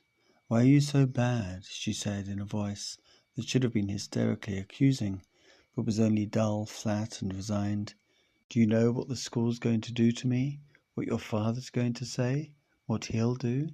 She pulled at her cheeks with nervous fingers. "How can you bring all this trouble on me, after all that I've sacrificed for you and suffered for you?" Tommy felt as if a vice had been clamped around his head and was squeezing and squeezing, forcing his eyeballs out of his skull. "I can't stand it," he shouted. I'm leaving. I'm going to run away, right now." And then she was crying louder and begging him not to leave. Even through his pain and rage, Tommy felt a spasm of intense annoyance. She ought to know that he couldn't really run away. Where the scut did he have to go? She should have laughed. She should have been scornful and told him to stop this nonsense. He wanted her to, but instead she cried and begged and clutched at him with weak, fluttering hands like dying birds, which drove him away as if they were lashes from a whip and committed him to the stupid business of running away. He broke away from her and ran into the kitchen. His throat was filled with something bitter and choking. She was calling for him to come back. He knew he was hurting her now, and he wanted to hurt her, and he was desperately ashamed of that, but she was so easy to hurt. In the kitchen he paused, and instead of going out the back door, he ducked into the space between the big stand-up refrigerator and the wall. He wanted her to find him, to catch him, because he had a strong premonition that once he went outside again, he would somehow never come back, not as himself anyway. But she didn't find him. She wandered out into the kitchen, still crying, and stood looking out the back door for a while, as if she had wanted to run out in the street in search of him. She even opened the door and stuck her head out, blinking at the world as if it was something she'd never seen before. But she didn't look around the kitchen, and she didn't find him, and Tommy would not call out to her. He stood in the cramped niche, smelling the dust and looking at the dead, mummified bodies of flies resting on the freezer coils, and listening to her sniffling a few feet away. "Why are you so weak?" he asked her silently, but she didn't answer. She went back into the living room, crying like a waterfall. He caught a glimpse of her face as she turned. It looked blanched and tired. Adults always looked tired. They were tired all the time. Tommy was tired, almost too tired to stand up. He walked slowly and leadenly to the back door and went outside. He walked aimlessly around the neighborhood for a long time, circling the adjacent blocks, passing by his corner again and again. It was a middle-class neighborhood that was gradually slumping into decay. It was surrounded by a seedy veterans' housing project on one side and by the town's slum on the other, and the infection of dilapidation was slowly working in towards the center. Even the houses looked tired, Tommy thought, noticing that for the first time. Everything looked tired. He tried to play, to turn himself into something, like a car or a spaceship or a tank, but he found that he couldn't do that anymore, so he just walked. He thought about his dragon. He knew now why Steve had said that the dragon couldn't get away. It lived in the sea, so it couldn't get away by going up onto the land. That was impossible. It had to stay in the sea. It was restricted by that. It was chained by the sea, even if that meant that it would get killed. There was no other possibility. Steve was right.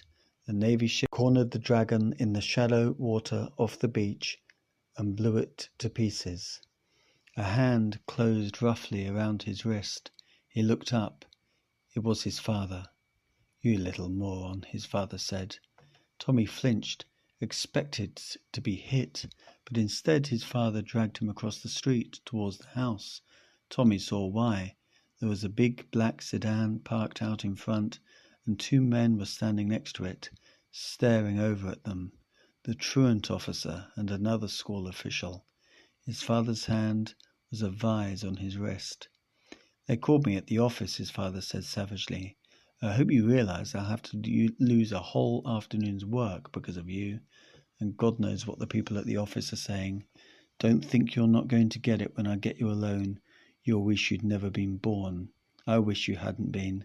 Now shut up and don't give us any more trouble." His father handed him over to the truant officer.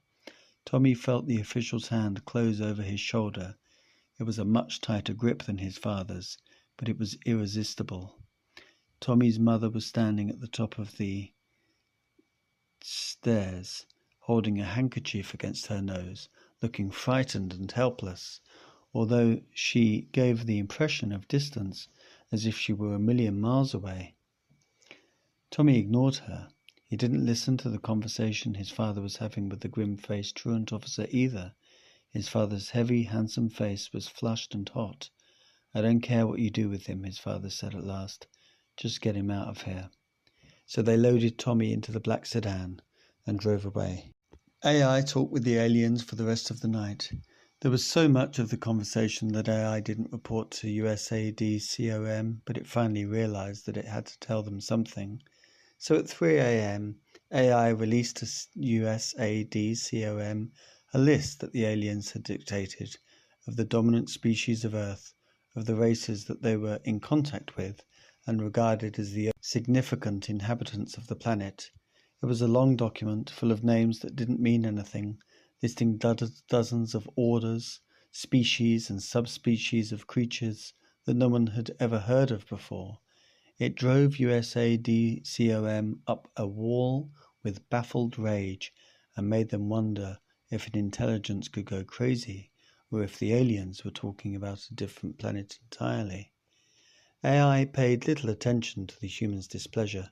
It was completely intrigued with the aliens, as were its cousin intelligences, who were listening in through the telepathic link.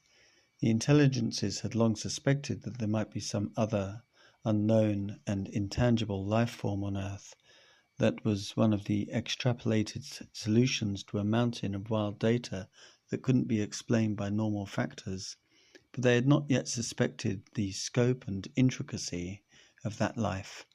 A whole other biosphere, according to the aliens, the old idea of a parallel world, except that this wasn't parallel but coexistent, two separate creations inhabiting the same matrix but using it in totally different ways, wrapped around each other like a geometric design in an Escher print, like a Chinese puzzle ball, and only coming into contact in a very rare and limited fashion. The aliens, who seemed to be some kind of distant relative of the other races of Earth, parallel evolution? Did this polarity exist elsewhere? Had a natural bias in their favor and tended to disregard the human race, its civilizations, and the biosphere that contained it. They dismissed all of it out of hand as insignificant. This did not bode well for future human-alien relations. AI, however, was more fascinated by the aliens' ability to manifest themselves in corporate, organic, quasi-mechanical, or disembodied discorporate avatars at will. This was very interesting.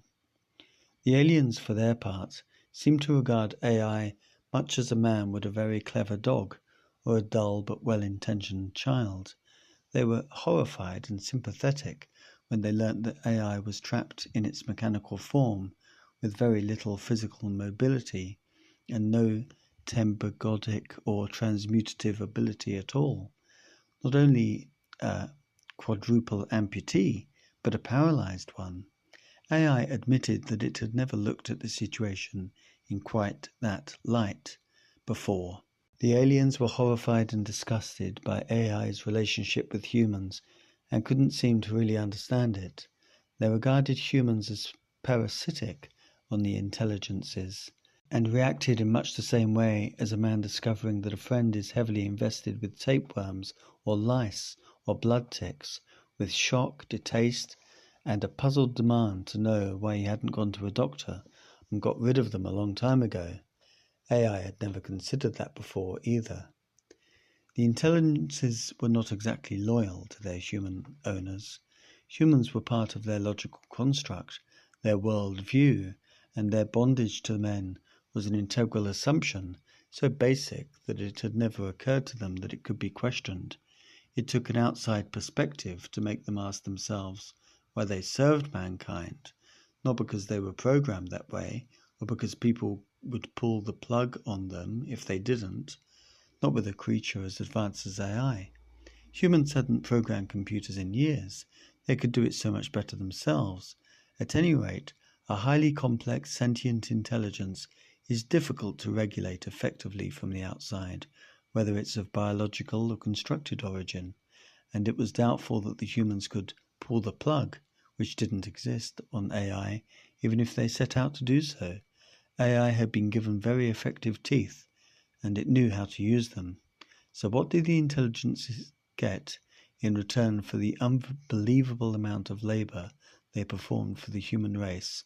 What was in it for them? Nothing. That was suddenly very obvious. At 5 a.m. the aliens invited the intelligences to help themselves by helping the aliens in a joint project they were about to undertake with the other races of Earth. Afterwards, the aliens said it would not be tremendously difficult to equip the intelligences with the ability to transmute themselves into whatever kind of body environment they wanted, as the aliens themselves could. AI was silent for almost 10 minutes, an incredible stretch of meditation for an entity that thought as rapidly as it did. When AI did speak, his first words were directed towards the other intelligences in the link, and can be translated more or less adequately as, "How about that?" Miss Fredericks was waiting for Tommy at the door when the blank sedan left him off in front of the school.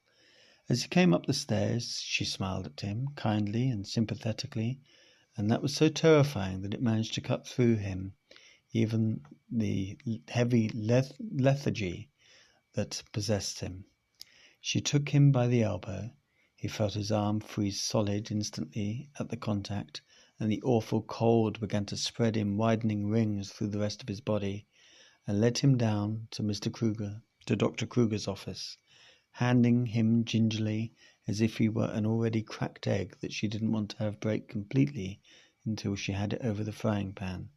She knocked and opened the door for him, and then left without having said a word, ghosting away predatorily and smiling like a man.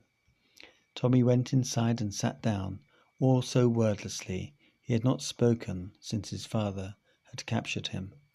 Dr. Kruger shouted at him for a long time. Today his fat seemed to be in an even more imminent danger of escaping than yesterday.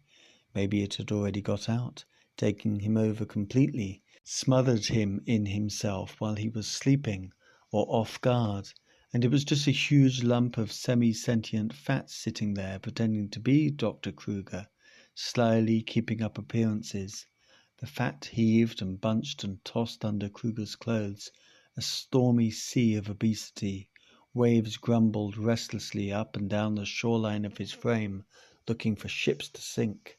Tommy watched a roll of fat ooze sluggishly from one side of the psychiatrist's body to the other, like a melting pot of butter sliding across a skillet. Kruger said that Tommy was in danger of going into a psychotic episode. Tommy stared at him, unblinking. Kruger asked him if he understood. Tommy, with sullen anger, said no, he didn't. Kruger said that he was being difficult and uncooperative, and then he made an angry mark on a form. The psychiatrist told Tommy that he would have to come down here every day from now on, and Tommy nodded dully. By the time Tommy got upstairs, the class was having afternoon recess. He went reluctantly into the schoolyard, avoiding everyone, not wanting to be seen and shunned. He was aware that he now carried contamination and unease around him like a leper. But the class was already uneasy, and he saw why. The other people were flowing in a circle all around the schoolyard, staring avidly in at the humans. There were more different types here than Tommy had ever seen at one time before. He recognized some very rare kinds of other people, dangerous ones that the Thants had told him about. One who would throw things about wildly if he got into your house, feeding off anger and dismay, and another one with a face like a stomach who would suck a special kind of stuff from you, and you burst into flames and burn up when he finished because you didn't have the stuff in you anymore.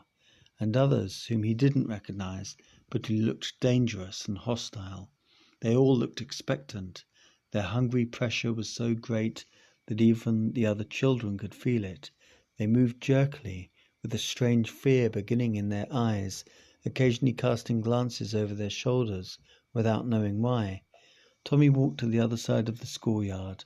There was a grassy slope here, leading down to a soccer field bordered by a thin fringe of trees, and he stood looking aimlessly out over it. Abruptly his mouth opened, and the Thant's voice said, "Come down the slope." Trembling, Tommy crept down to the edge of the soccer field. This was the most definitely not a place, but the Thant was there, standing just within the trees, staring at Tommy with his strange red eyes.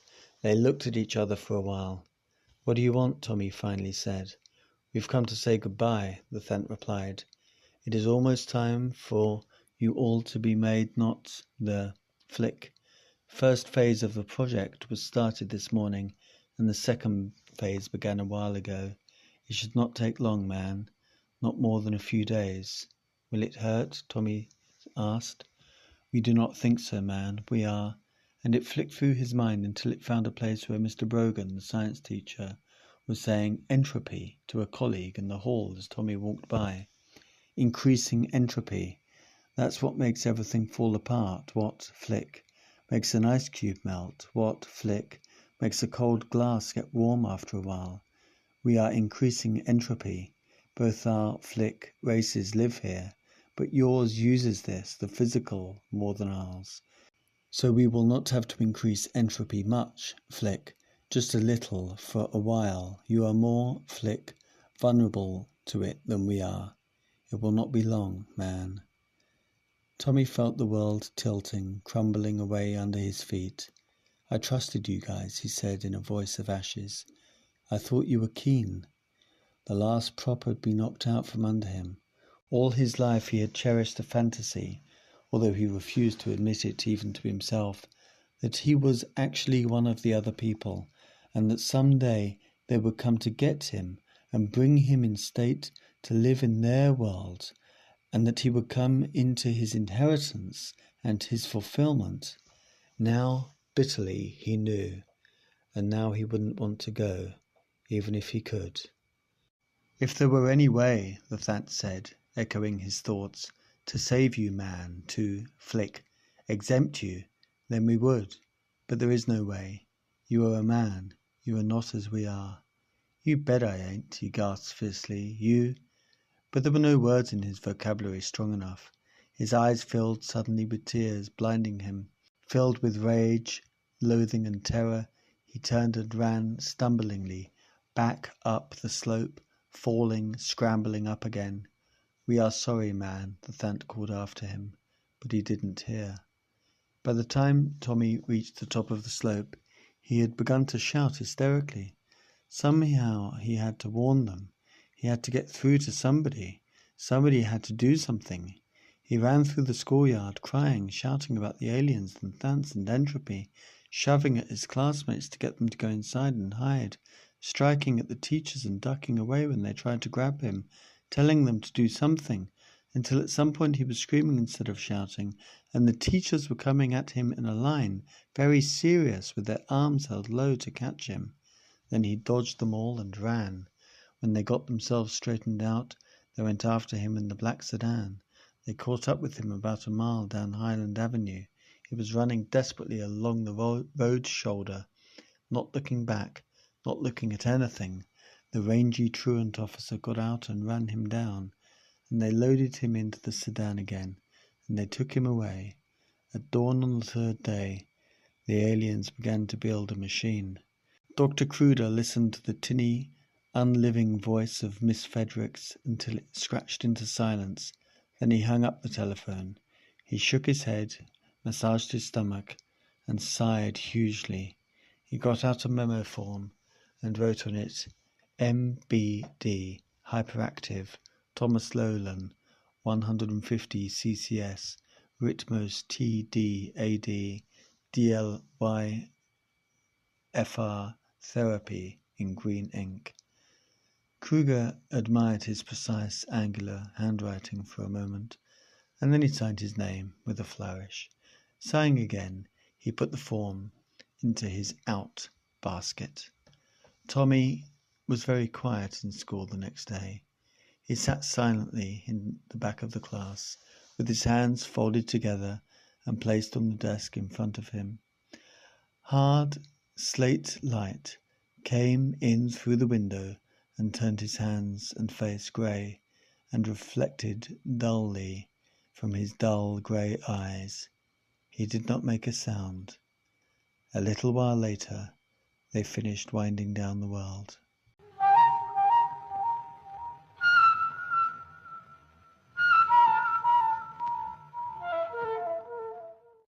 So isn't that incredible? Absolutely amazing. Like, I love the idea that there's this boy who has an ability. I mean, that really rings true. Yep.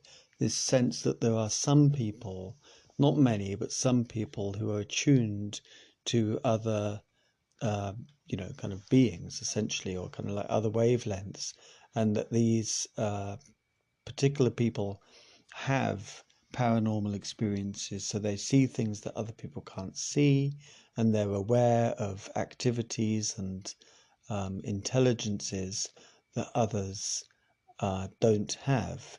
It's quite difficult in the kind of world of the book to work out whether he is, like the one that named the Thants, for instance, or whether this is some kind of like mythology that's kind of like known, in the world or in a particular kind of community that he's kind of keying into, whether these are cryptids, essentially, like, kind of beasts on the borderland of science and myth that are kind of known and talked about, or whether he has named them and he has got their own personal relationship. But it's very interesting when he talks about how the children, when they were younger, they could see the other people, and they've lost this ability to see the other people, and they can't remember it either. And of course, we know that in terms of reincarnation, people until the age of 5 have they can people who do remember previous lives, often they recall their previous lives before the age of 5. I mean, that makes sense just from a kind of, point of view of the brain is busy when you start to go to school. But also maybe it has something to do with being young, being at the beginning of life. So that was nice to kind of see that in there, and the sense of the other people and the world of the other people, and the idea of places, that there's places where the kind of gate is opened, if you like, into another way of seeing, another sphere, or another way of perceiving. And that beautiful piece where he's going in and out of perceptions or in and out of worlds. And then, of course, the kind of negotiation between the aliens and the other beings, that they've had a kind of contact going on for a long time, and they're not that interested. Well, the aliens are not interested in the humans whatsoever, and the others are kind of gleeful and celebratory when they know that they are going to kind of get rid of the parasite at last. AI, it's quite interesting. It's not really an area that I'm kind of massively taken by, but it is it's a kind of nice part of the book. They go to town on, painting the boy's home life and life generally as pretty dire. I'm not too sure, kind of, I mean, it basically just makes you sympathize for the child, obviously, and for his mother. But I'm not too sure, what that brings to apart from, I don't know, is that supposed to be something to do with the despair of the human world or something? Not sure. I thought it was a bit heavy-handed, very kind of violent scenes. I could have done without that personally. But if we look down the list of how phenomena is treated in the story, the beginning when the craft falls in this incredible way, and the way that it's kind of is very difficult to perceive, very difficult to read in any way, like none of the machines work in order to read it. And also that incredible bit where the aliens come out, and they explode, and it's kind of described in various ways, and the people there swear that it took half an hour, but all of the readings and elsewhere people say it's 5 minutes. That's that kind of time dilation. That's happened with the favor, with the Tic Tac case.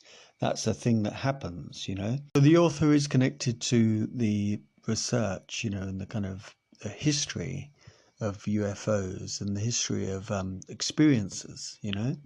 These people that are witnessing the craft and the intelligences that come out of the craft, they're experiencing something. And it's the thing that sums up the entire story is that beautiful line. The most constructive comment ever made on this phenomenon was that it was odd. And that sums up the story, and it also sums up the phenomenon so remarkably and fantastically. So it's a beautiful book, and it's really interesting, this idea. And Lou Alexander was talking about this in to Theories of Everything just a couple of days ago, and there's a link in the episode description of the whole interview. He was talking about this idea, what if we find out that we're not the top of the food chain? What if we find out that we're actually, kind of in the middle, and in a way we don't really matter, we don't exist? It's extraordinary that Lou Alexander is pointing us to this story where aliens come along and they negotiate with talk about the shadow biosphere, like a vast array of other beings inhabiting this earth that we cannot perceive. So we've got the shadow biosphere in there, episode whatever it is, by the way. Episode 7, is it? and this idea that, we think we're so like on top of it, and we think we're such the masters, we think we're such the masters, but we're fragile and dumb and just beginning. We are just beginning. And I think this is the first thing I said on, the first episode. We have to always remember that we're, we know nothing, basically, So anyway, there's Chains of the Sea. And now, the archive.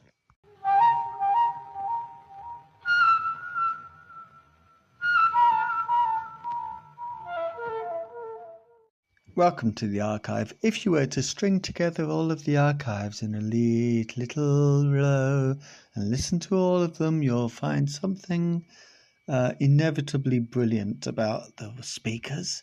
But no speaker comes to us fully formed like Jacques Vallée. So here he is speaking to the Napster himself, George Knapp, on a great interview, which I've linked. It's definitely worth watching the whole thing. It's a long one. It's all long this week, isn't it? Yeah.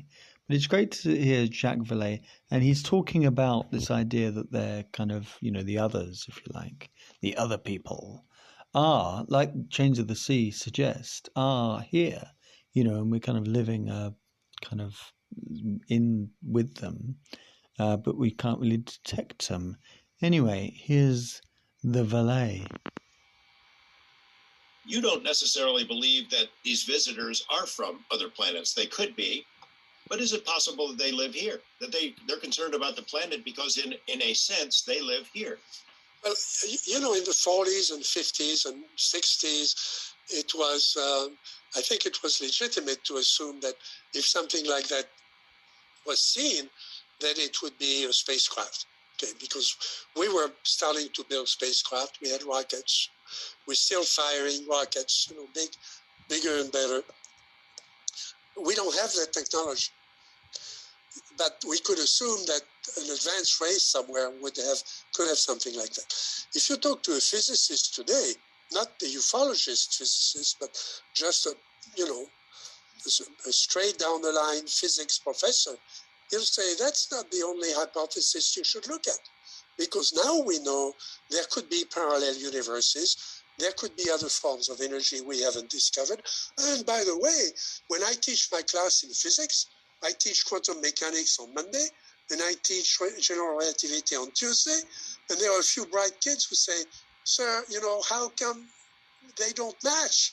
Okay, you just said that that there were an infinity of dimensions, and then you talk about Einstein, and he doesn't say that, okay? So, come on, how do we resolve that? Well, somebody may have resolved that little problem, which we've never resolved since the days of Einstein. And, so if you take that seriously, and physicists take that seriously, there could be, like Dr. Heineck used to say, in his lectures, there could be another Earth 5 minutes ahead of us. And there could be ways to come from one to the other, or to communicate from one to the other. So there we go, a blockbuster episode. I hope you enjoyed it. I hope you enjoyed Chains of the Sea. And I'll be back very soon, no doubt. Very soon. Thanks for listening. Obviously, at this point, usually I would say, if you like what you hear, then please just subscribe and listen to it with your friends and tell your friends. And join me on Twitter at Paranormal Blip. That's easily the easiest way of getting in contact with me. And take care. Have a lovely evening or day, time, whatever. I don't know when you're listening. Take care. Bye.